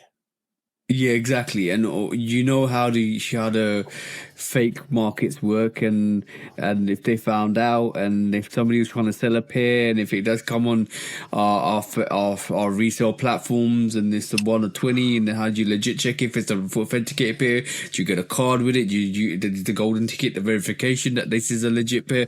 Yo, bro, there's a whole load of spectrums of questions that come with that, because all of a sudden now you're like, is that legit? What's the next slide? It's the ticket. Okay. Yeah, that you'll have to have a video to go with it. Yeah, I think. It almost becomes like a and you know what, you know when you go to the antique markets, like basically you do have like almost like a gold coin or a bullion, but when you have a bullion you actually have it verified, you have the card with it, or a certification with it. It needs to come like that, otherwise it's pointless that you can't value it, because you know how the fake market works, and you know if somebody got hold of this, they were like, "Oh, let's mass produce it, let's send it out." Everybody's got fake pairs. Everybody's trying to sell a fake pair of these lost and found fragments, and all of a sudden, it just devalues what the authentic pairs were. Maybe something to do with the ticket, maybe punch a hole in the ticket, or stamp or mark the ticket somehow that is hard to duplicate on the spot, to make sure that person ain't trying to double up, and also have some type of authentication to go with it, because I think out of 20 people, somebody is going to try to resell that shoe. Yeah, that's what I was saying. My next question would be, are you looking to resell it? Because if I had that, I would never resell it. I'm keeping mine. And I'm probably, I would like to say I would want to wear it more often than. I've worn mine a good amount so far, maybe 7 to 8 times, something like that, because that sneaker, because of the leather, wears quickly. Like it starts to crease and wrinkle up pretty quickly, which is not a bad thing in my opinion. I kind of like my ones a little worn at this point. Same. But yeah, that's tough, bro. I would want to have something to do with the ticket, like maybe a hole punch, a signature, a stamp, something. You know what the flip side to this, the whole flip side to this question is, if nobody knew that event occurred and that sneaker was stamped by the owner of Fragment and you rocked it, people were looking at you like, "Are you wearing some fakes, bro?" Yeah, that this Lost and Found never came with a Fragment stamp, bro. Yeah, 1,000%. And I mean, that's the thing with fake sneakers, bro. Like, when do you walk up on somebody? When do you not? Like what Correct did with the one dude with the cacti ones. That was rare. Like, people ain't often walking up to other people and question them about their sneakers, especially if you think it's something fool with them. Like if they fool, they just fool. You call them in your mind or to whoever you with. Like, I've done that hella times. Like, I saw somebody with a pair of Gammas on that looked fool to me, and I'm like, yeah, them ain't real Gammas. But it was an inside conversation with the group of people who I was with. I'm not finna walk up to them and ask them, "Oh, where you get your Gammas from? How much you pay for them? Why they look like that?" You know what I'm saying? Actually, it was at the game. It was at the Hawks game. Oh, okay, cool. Got you. Yeah, saw a dude with what looked like some fake Gammas, and I'm not finna go say something to him. But Lost and Founds with a Fragment stamp. Yeah, you would think that's like an Alibaba special Panda buy special. Them came in a DHL box. You know what I'm saying? A busted DHL box, that. Right. I wonder what all sneakers people had on at that event though, because. Also, yeah, that's one. It could. The thing is, not all 20 would be Lost and Founds. It depends on what the person was wearing as well. So it could be a whole spectrum of sneakers. So yeah, that's an interesting one. Yeah, but let's leave it at that. Otherwise, we're giving all of these idiots that love fakes the whole reins to do whatever they want with their Fragment stamp. Right. Yeah, next quick strike. That was a good topic. I didn't realize that happened myself. Yeah, exactly. And if somebody had worn that, you'd be like, "What you wearing, bro?" I might. Yeah, I wouldn't have said nothing.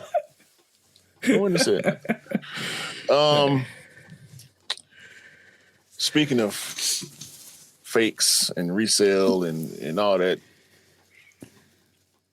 it's being reported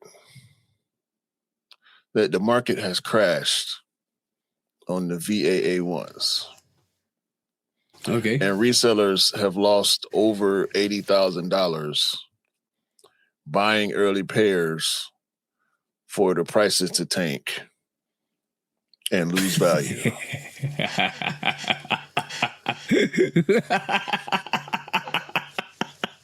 Bro.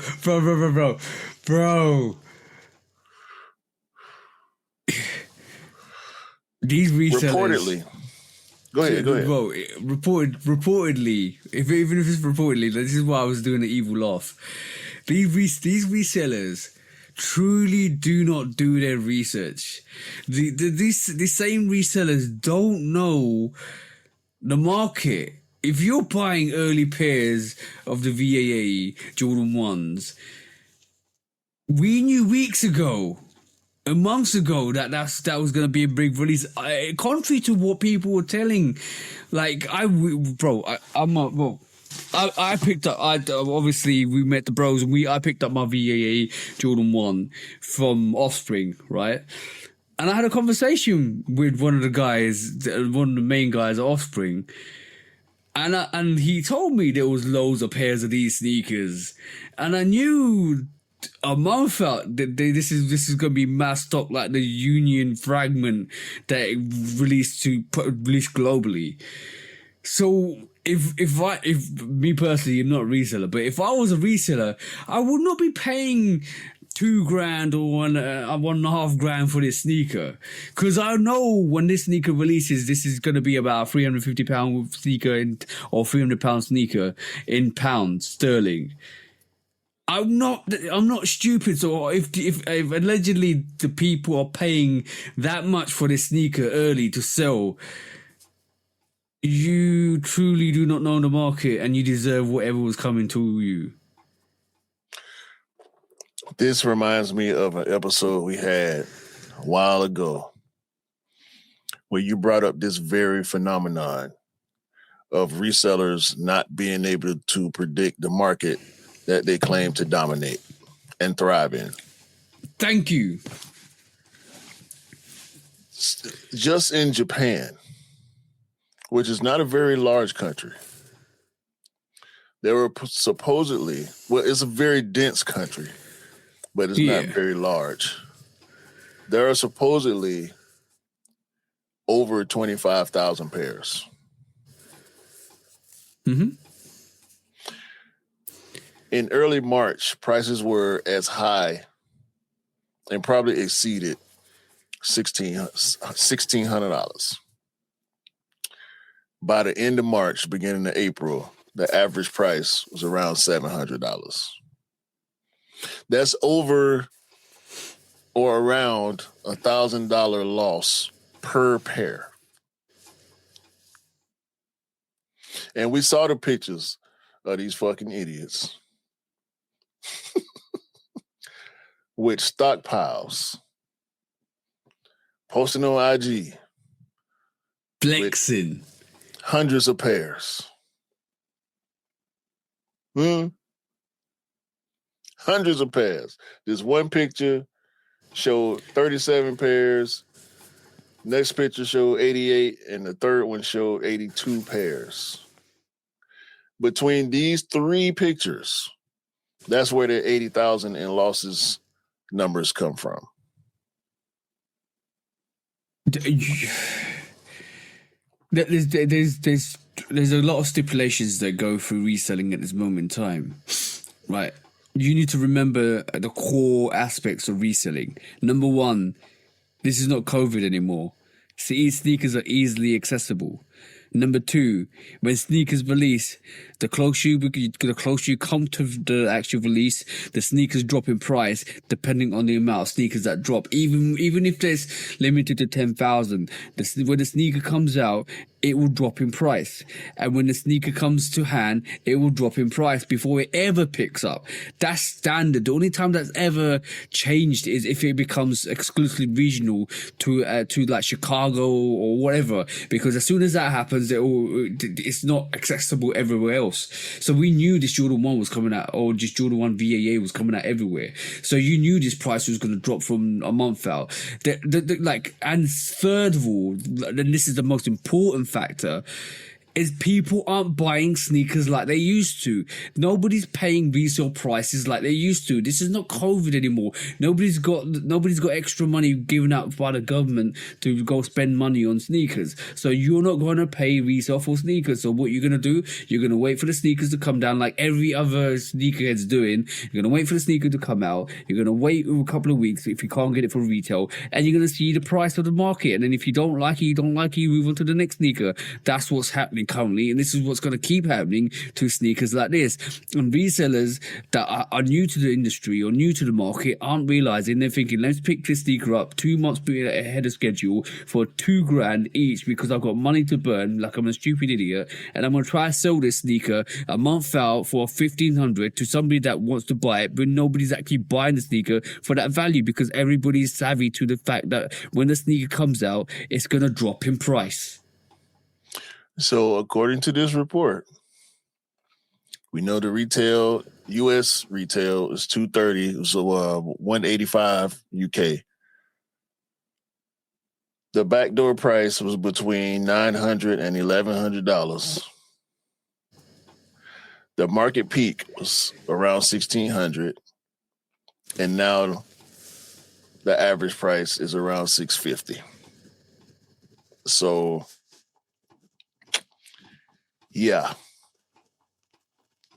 value is way down, like $20,000. Bro, like for the one guy who had 37 pairs, the guy who had 88 pairs, the value almost 60,000, and 82 pairs is around $54,000. You really like? You know what? I don't know why I'm huffing and puffing. You didn't study the market. You didn't know what you was doing. You invested a lot of money, and you got burnt. This is business. Simple as. You treated somebody's hobby as a business, and you got burnt. You got what was coming to you. Simple as. Congratulations, you played yourself. You just got played. Exactly. You just played yourself. Exactly that, bro. Exactly that. We win. And if those idiots would ever listen to this podcast, they'll realize that we were spitting game, because there's no more. People are clued up. People are way more clued up than they ever was. Mm-hmm. Here's what it is. 1,500 to 2K for VAA. Yep. And they're selling for 700.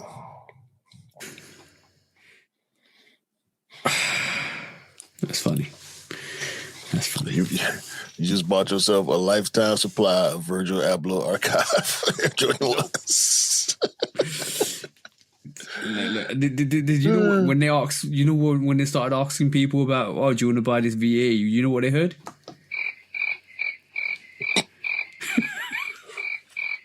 Nah, I'm good. I already hit. Yeah, exactly, bro. A lot of people hit. A lot of people hit on the archive release. A lot of people, and you know what? As soon as the archive release happened a couple of weeks before, and then the raffles start coming out. I saw the amount of raffles there were for every single shop, bro. Every single retailer. Bro, it was when that last time I checked, it was over 80 raffles in the US. That's a lot for a tier 0 sneaker. And with the supply numbers, each store could have possibly had up to 100 pairs, which is a lot for a tier 0 sneaker. As many pairs as they were with the Union fragment that went global, or more. Congratulations. And you know what? Yeah, congratulations, you just played yourself. And you know what? If they do release the Canary Yellows, if they do release the Chicagos again, if whatever they release again, it will be the same stock number. But you know what? What was it? If you don't learn once, you don't learn twice. You deserve to be burnt. Listen to the man. He's telling the truth. Hey, we spit game all the time here, so you know. No, we'll know what we be talking about. Just lies and bullshit. That's all. Lies and bullshit. Last quick strike. All right, cool. I don't know how you're gonna feel about this one, but I'm gonna say it to you. So Corteiz are doing raffle drops or lucky drops. I think it's lotto drops, more or less. I think it more. I'll need to phrase it right. It's their lotto drops, and what they're doing, I'm gonna showcase you on their web. This is what it is, and what the whole thing with this whole lotto drop is. It's It's basically gives you it's a promotion involves winning a golden ticket. With a golden ticket, you get a chance to win a Porsche, and I think there was a Porsche GT3 RS, and I think Clint actually showed it on his on the Corteiz website. Let me just show you this. So that's the actual car behind him that you can actually win, and as part of that, you have to try your luck to get a purchase for the Lotto drop, then get a golden ticket and scratch it to try and win it. This is something that he used to do it back in the day as well, but he's reintroducing that, so I thought I'll bring that to you. What's your thoughts? It's a gotcha games. Yeah, pretty much. It's all gotcha games. It's gambling. It's gambling. This is like playing a wheel. This is like playing a slot machine. This is like scratching a lottery ticket. It's all gotcha games. Yep. I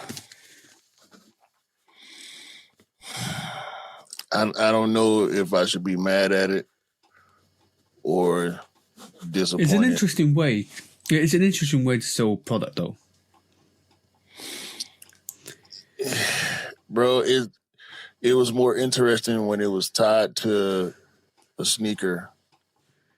In my opinion, I mean, they got way more sneakers to let people hit on than cars to give away. Yeah. You know what I'm saying? One car release, in considering that, or a whole range of sneaker releases, is a whole different spectrum in terms of you got more chance of hitting on a sneaker than you have a chance of hitting on a car. Yeah, man, it's borderline nasty work.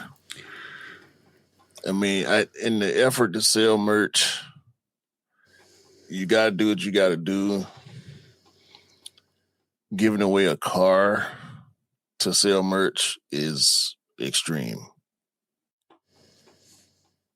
Yeah, I think you're right. I think I can understand your disappointment. If it was like a sneaker release or a sneaker drop, I can understand. But yeah, it feels a bit more. It feels a bit more like. Yeah, just angle on the gambling thing. Oh yeah, let me buy some merch. I might win this Porsche. I'll buy some more. All of a sudden, yeah. I understand that. Spin the wheel. Yeah, like I say, it's like playing a wheel. I mean, it's gambling, bro. It's just gambling. Gambling is big. Sports gambling, all these apps. Yeah, I don't like it. I don't like it. I'll side with you. I appreciate the merch being priced at a decent rate or a discount rate. I would be more interested in it for that reason. I wouldn't readily believe that I or anybody would win that damn car without there being some type of rigging going on. Yeah. Because slot machines are rigged. Sometimes raffle wheels are rigged.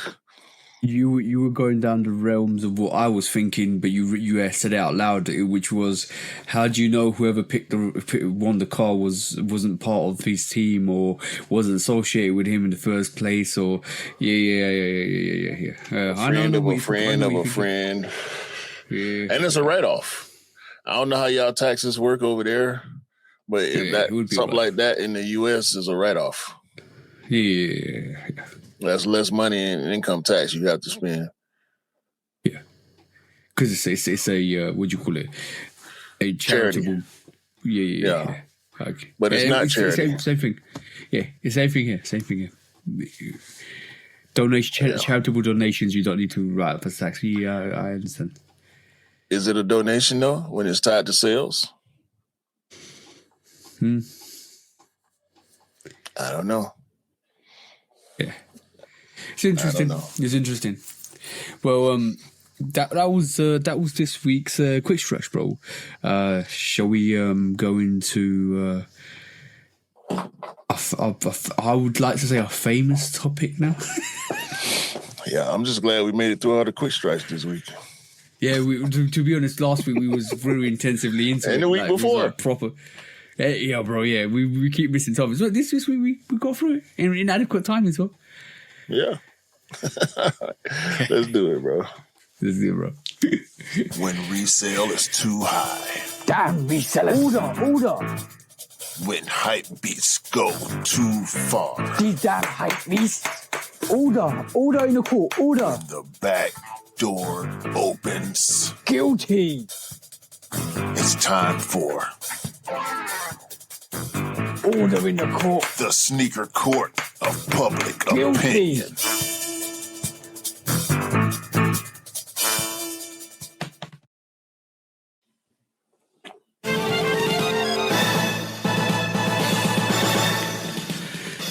Guilty! Welcome back to Sneaker Court Public Opinion with me, Judge Public Opinion and Executioner. This week we have 2 cases on the docket. First case on the docket is N Clothing. Come to the front. I think you've seen this, and I'm going to say this. On the 3rd or the 4th, it must have been the 3rd. Yeah, I think it was the 3rd, the day before, the day before we recorded. N Clothing dropped 20 pairs, 20 to 15 pairs, I think, I was told, of the VAA Jordan 1s, Alaskas. And they expected it to be a first come, first serve. And it got absolutely rammed.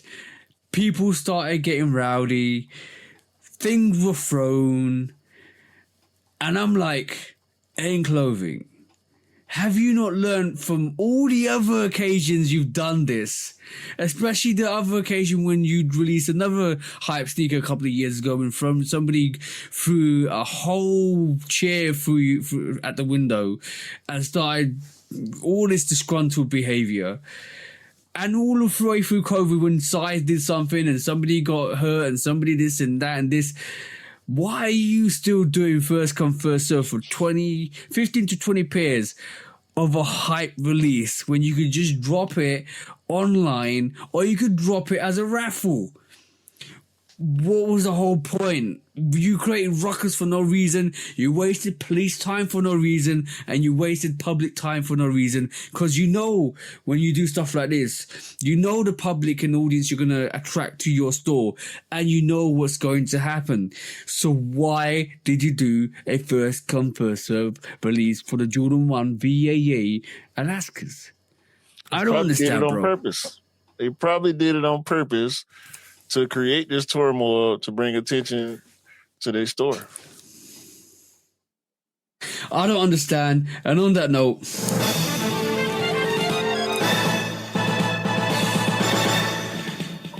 guilty for stupid behavior because stupid behavior gets stupid prizes.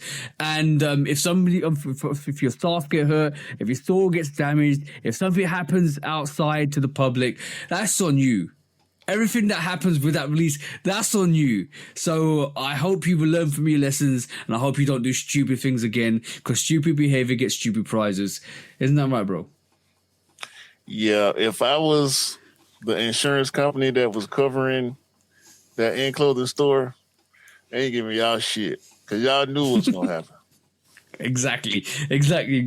And the last case, the second case of the last case, guilty. Remember, bro, I told you about Sports Direct. Mm-hmm. Remember Sports? So this company called Sports Direct dropped, I'm going to share this. They dropped Pokemon Mega Evolution Heroes in their store on Oxford Circus, right? Oxford Street, sorry. And this is what happened.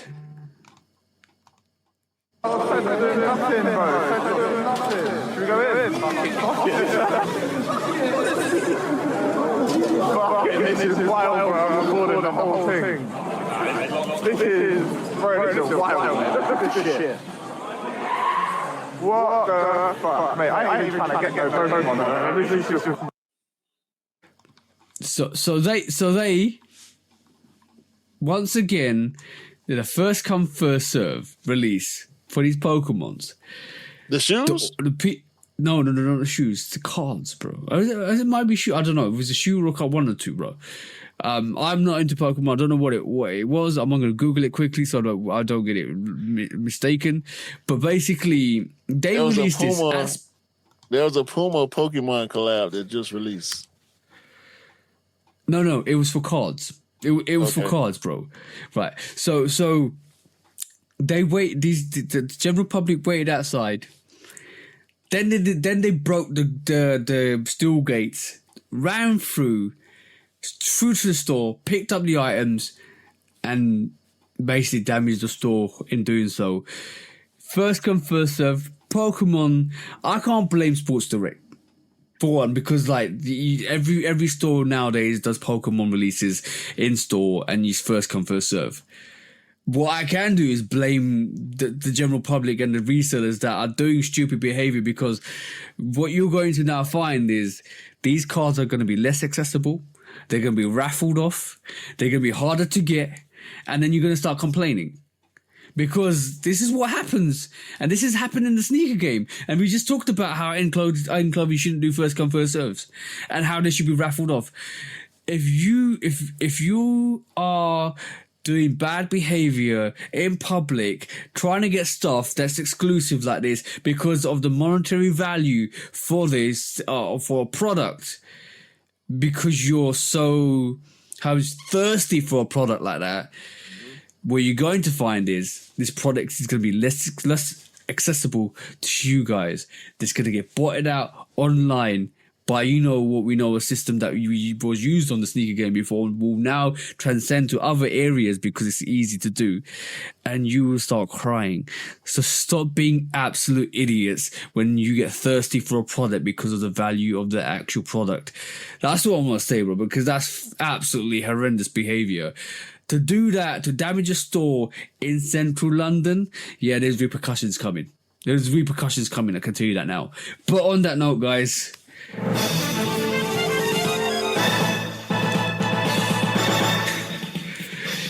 guilty. Don't be thirsty. Go drink some milk. What do you want to say, bro?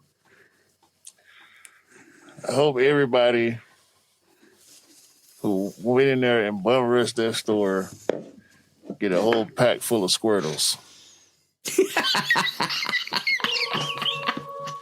And I don't know shit about Pokemon, but from what I understand, Squirtle ain't one of the more popular Pokemons. Oh, bro. I hope not. Now one of y'all got a Charizard or Pikachu, none of the good shit that y'all wanted. This packs of trash. I hope the 5-0, the Popo, the police, whatever you call them, there's a Pikachu on you in your house. Arrest your ass. Right. That was it, bro. That was crazy behavior, bro. Thirsty over for you know what? Pokemon cards are quite expensive at the moment. Like, they go for stupid money, but getting thirsty over a card. No, that's resale for you. Yeah, resale culture. I hear you. Bunch of fucking idiots. When resale is too high. Damn resellers. Order. When hype beats go too far. These damn hype beasts. Order in the court. Order. When the back door opens. Guilty. It's time for Order in the court. the sneaker court of public Guilty. opinion.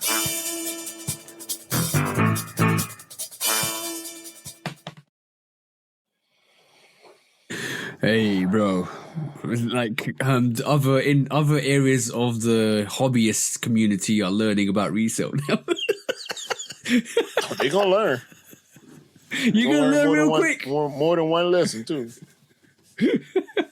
Right, let's do some discounts, bro. Okay. Got quite a good number of discounts this week. Hey. Chinese National in the city of Kingston in Jamaica got busted. Over 1,900 fake products for sale. Sheesh. 773 pairs of Crocs, all fake. 672 pairs of Nike slippers, like the regular Nike slippers. They just flat with a strap with Nike on the top. 672 pairs, all fake. 194 Nike sneakers and 262 pairs of Puma slippers. This is a 51-year-old man named Hao Ken, who's a sales supervisor in Kingston, got caught with all this shit. Jeez. Did when the police turned up, did he say, "How can you do this to me?" They bust in the door and said, "What go on here? Hey, how can you do this to me?" What go on? What you doing there, huh? This is about 63 million in value. Oh, sorry, 6.3 million. I thought you were talking about the tree. The tree. Now you're gonna kill us for our Jamaican accent. We don't care. We don't care. By the way, I thought 6.3 million, boy. Oh, bro. Wouldn't it be really? I'm just thinking on that, right? Just on that subject quickly. Wouldn't it be really interesting? No, not interesting. This is never gonna happen. But I'm gonna manifest this to happen. They need to make a counterfeit fraud police, right? That basically, hold on. They were arrested. This guy was arrested by the Transnational Crime Investigation Division. Oh, okay, cool. The counterfeit police. Yeah, Come on, bro. All these cases we've been seeing when people getting caught with fakes, they have the counterfeit police. But bear with me. But instead of targeting the sellers, right? Because basically the manufacturers and the sellers, they started expanding their web and looking at sneakerheads' collections. Man, watch out. As much as I agree with you, it's the solicitation of the product. Yeah. I agree with that. I agree with that. That's always going to be the case. Yeah, I know. Yeah. But the purchasing, if there's no market for purchase, then you never get buyers. Well, if they can stop the creators and the sellers, the buyers gonna fall off too. Or a better idea. Do what South Korea did with tickets, but for fake pairs. If you know a person that wears fake pairs, report them. You get a percentage back. See, this discounts, bro. We should have made this a topic. Sorry. Go on. Next one. You gotten too far. Sorry. All right, man. Shout out to the Atlanta Falcons for hiring Andre 3000 to create the campaign for the new uniforms this year. The Atlanta legend is Andre 3000. Round of applause. The people love that foosball in the South. So it only makes sense. Andre narrated the ad campaign. I don't know how big of a football fan he is, but he got a bag from the top. So shout out to Andre. Shout out to the Falcons. Mm-hmm. In the United States, remember the video I showed you last week? I sent you last week where the guy was cussing out the delivery robot because the robot that was funny. Was asking him to hit the crosswalk button. Yeah. Was it Wemo? No, Waymo is the automated car thing. Oh, sorry. No. I'll tell you something funny in a bit, but you gone. Food delivery robots in Los Angeles, Philadelphia, and Chicago have been attacked by anti-clanker activists. Anti-clanker? Yeah. People are starting to attack these delivery bots in revolt. Says 93% of jobs have been impacted by delivery jobs have been impacted by these robots in these specific cities. I don't know how real that number is, but humans being put out of work by AI and robots. Yeah, I know how I am. I can't speak for TJ. I know he agrees with me on a lot of this stuff, but I'm super anti-AI at this point. Bro, all I can think about is somebody coming out and drop kicking in and it says, fuck your food. Mm-hmm. Bro, I saw the one video. It was these robots falling downstairs, getting stuck up under things, being stopped by trash cans and like just objects on the sidewalk. The robots can't comprehend what's going on, so they like y'all paying for these services and y'all ain't getting what y'all want.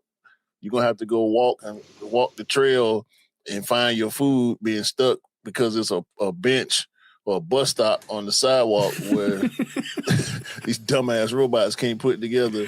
The one I sent you was a robot sitting at the crosswalk asking people to hit the button for. Yeah, the guy's like, no. Fuck you. F you. You're taking human jobs. Fuck you. Press it yourself. Tell the person who food you ordered, you delivered, they come present for you. That shit was hilarious. Yeah. Rebellion started. Hey, Skynet didn't see this coming, did they? Fucks. Fuck these robots. Along those lines, MIT, which is a very, very prestigious technological institution, has proven mathematically that these chatbots agree with people on purpose, even though they're wrong. Oh, okay. So as dumb as people are via the internet and just believe in every fucking thing they see, which reminds me of another thing I didn't write down. These chatbots are encouraging stupidity by agreeing with the dumbass shit that people say to it. You can be wrong as hell, and your chatbot is going to agree with you just to make you feel better and creating delusion in society. Yeah, that's the aim. That's the game. All right, cool. This might rage bait you, right? I apologize for this. I was at work yesterday, and I asked my colleague a simple question, and you know what he said to me? I was like a multiplication question, like, oh, this and this and this and this, and you can work it out in your head. He goes to me, let me put it through ChatGPT. No, put it through a calculator, you fucking doof. I was like, why are you using Chat? I said to him, why are you using ChatGPT? Oh, I pay for it, so I might as well use it. You have a calculator on your phone. No. You have a mind, use it. If you can't understand it, use a calculator after.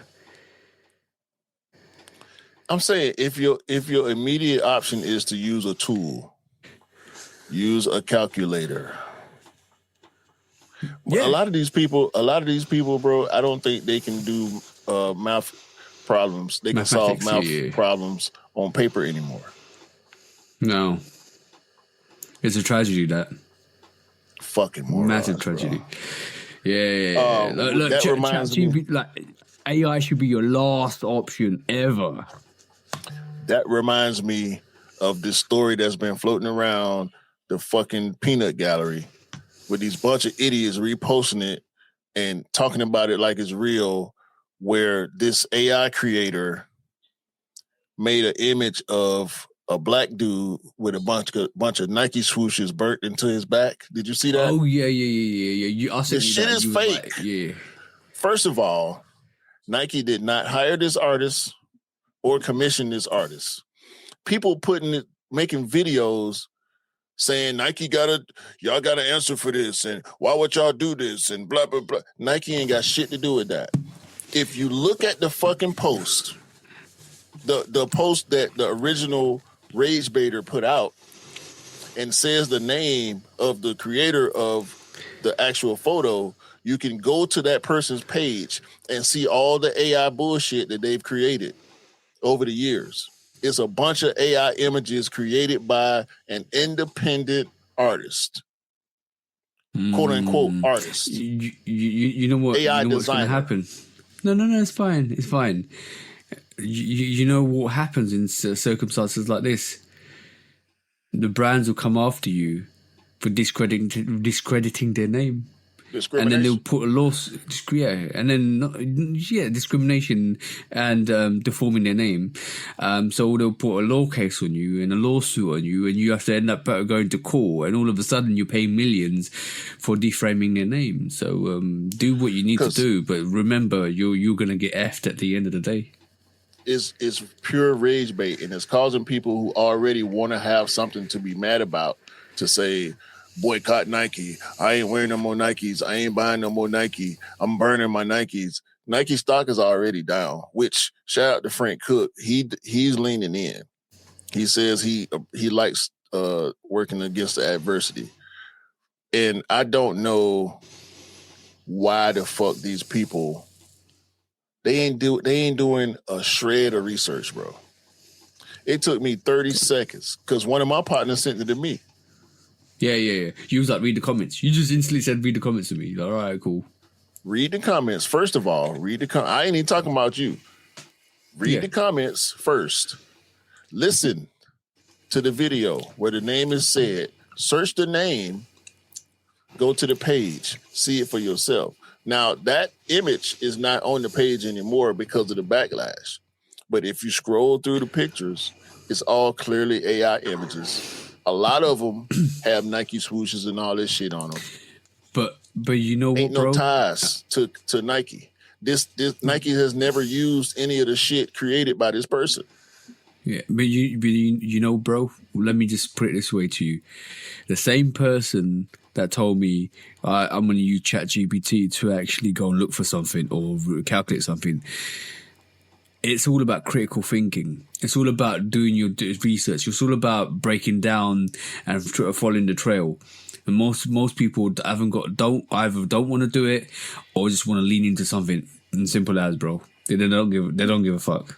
They're looking for reinforcement to what they already believe instead of reading and learning and paying attention and researching and figuring some shit out. Exactly. Like I said at the start, adding more gas, bro. It is literally reinforcing what you think. And unfortunately, these people are lost. Because if you haven't got an open mind to think for yourself and to do the research for yourself and to learn for yourself, then you're a lost cause. Not to mention that all this AI bullshit is sucking up the natural resources. Y'all don't want no future. Y'all want Skynet so fucking bad. Y'all so ready to destroy the planet. I hate y'all. Yeah. Anyway, let me calm down. Sorry about rage baiting you, bro. Nah, you good. I was gonna go down the AI shit anyway. I'm doing it every week at this point. I'm gonna find something that's gonna piss me off about AI to put in discounts. I'm looking for it now, damn near. 420 is approaching. Hey. And Nike has 2 Nike Dunk Low silhouette or models made with hemp. Nice. I don't know if SB is doing something this year. If they are, I ain't seen it yet. But 420 is coming. In the next 15 days. Yes, sir. Joe Fresh Goods has previewed or teased a New Balance model for 2026. I like the colorway so far. I don't know what the model is. I ain't up on New Balance silhouettes enough to be able to tell what it is just yet. It might be a new silhouette, might be something old, something remixed or whatever, but Joe Fresh Goods ain't going nowhere. And he just opened a retail store. Ooh, round of applause. Yeah. Shout out to Joe Fresh Goods. Let me see. I forget where the store is. Obviously, it's in the U.S. Can't remember what state or city it's in. Where is this? It's probably in New York. I can't say where it is. But yeah, y'all, if y'all fans of Mr. Fresh Goods, look out for that. Shop with him. Brick and mortar needs to live. Mm-hmm. It needs to live. To survive. Yeah. Nike is dropping 13 sneakers to honor Kobe Bryant's draft class, the 1996 NBA draft class. 13 Kobe's in the colorways of every team that did not draft Kobe Bryant. You get a Kobe. You get a Kobe. Even if you didn't get Kobe, you get a Kobe still. Right. The only one that we've seen so far is the Toronto Raptors. It's a Kobe 8 in white and red with purple insole. Does it have 81 points in the insole? Right. They better drop that Raptors pair first, right? They should get Jalen Rose on the commercial. No. It would be really funny. Is every single of those collaborations has a Kobe tribute where he's actually trashed the actual associated company. Yeah. 81. Yeah. We know Kobe kept receipts. Yeah. The DT96 low has official pictures now. It's looking real nice. Real nice. I don't think it's the Shador pair that we saw. I think Shador got his own PEs. But from the pictures that I'm looking at, I'm definitely trying to cop these. I see them. Yeah. Showing them. Yeah. Some different features on them. A bubble or a jewel swoosh. Some gold stitching. So they're a little different from the high cut colorway of that same sneaker, but yeah, they're looking real good.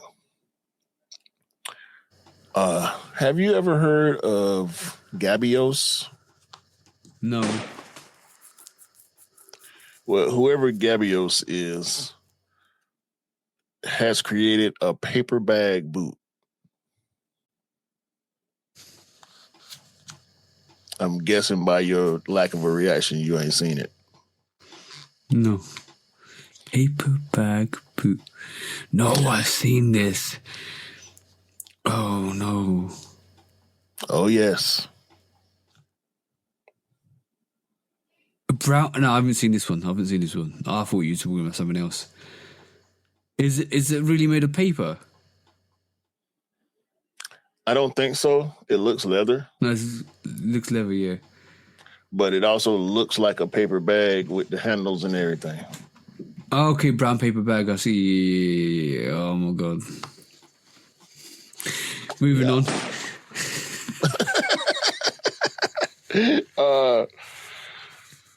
The one and only Steph Curry wore some Under Armours again.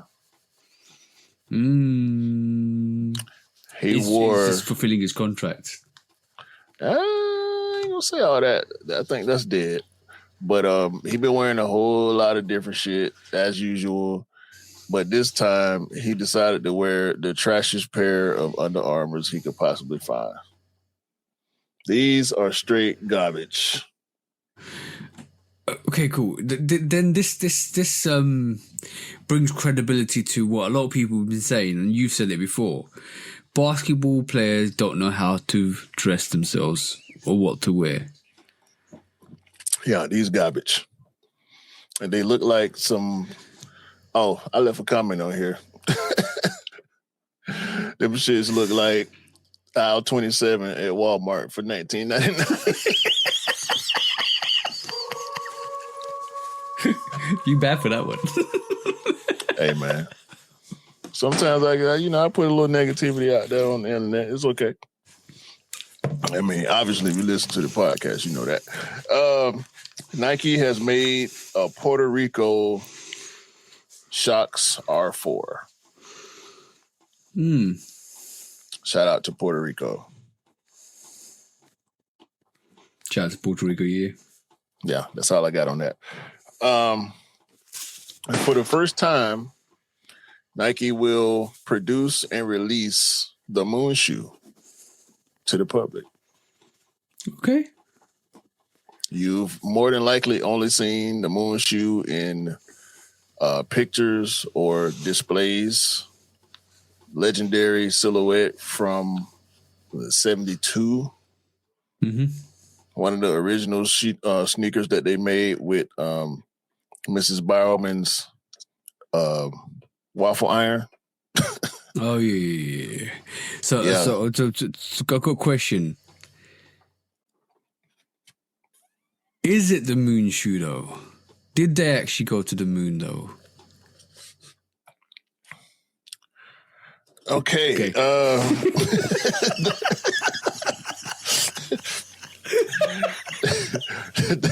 There's a new. Hold on.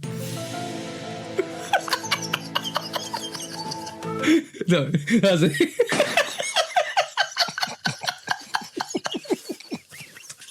What the fuck, man?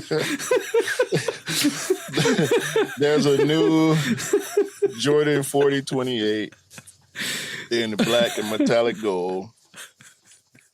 Shout out to that.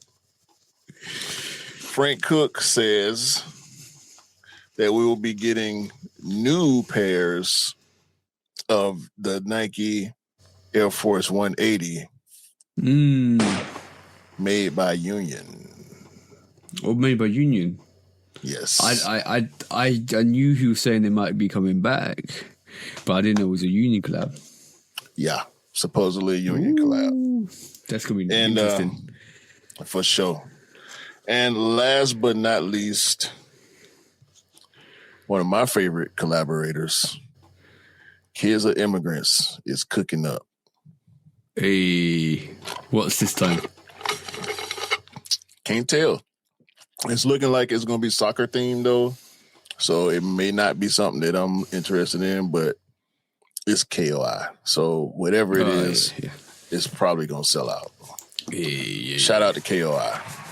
Shout out to KOI. That's it for discounts. Okay, cool. Let's go into the last quick topic, and then we'll move on. We'll close up the show. Oh, you got it. Go ahead. Okay.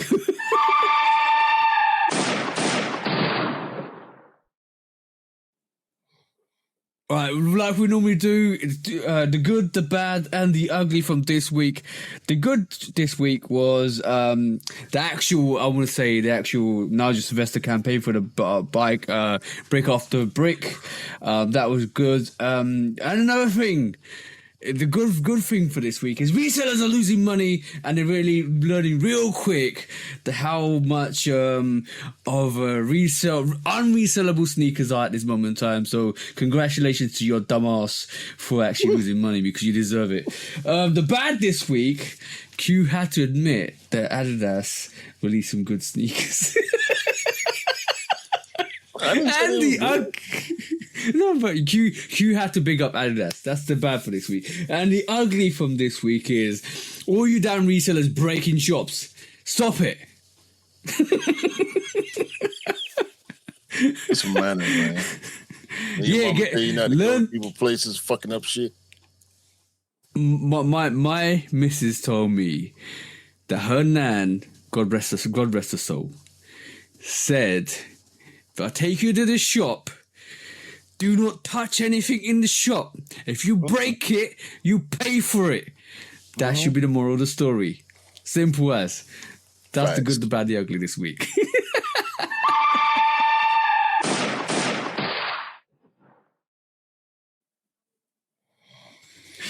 And that was a show, bro. Yeah.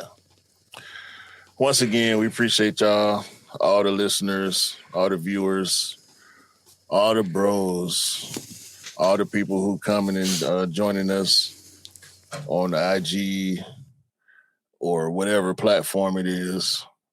And y'all dumbass commenters, we appreciate y'all too. It's engagement either way. Yeah. Do me a favor. Buy what you... No, I'm sorry. Have a great day. Have a great week. Have a great month. Great year. Buy what you like. Rock what you like. Don't believe the hype because the hype ain't real. And remember, sneakers don't make you cool. You make the sneakers cool.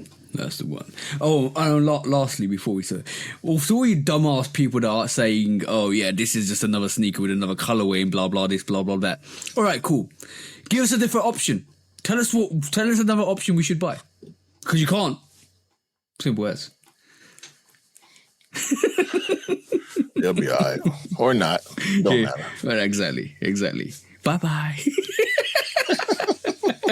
Peace out. Peace.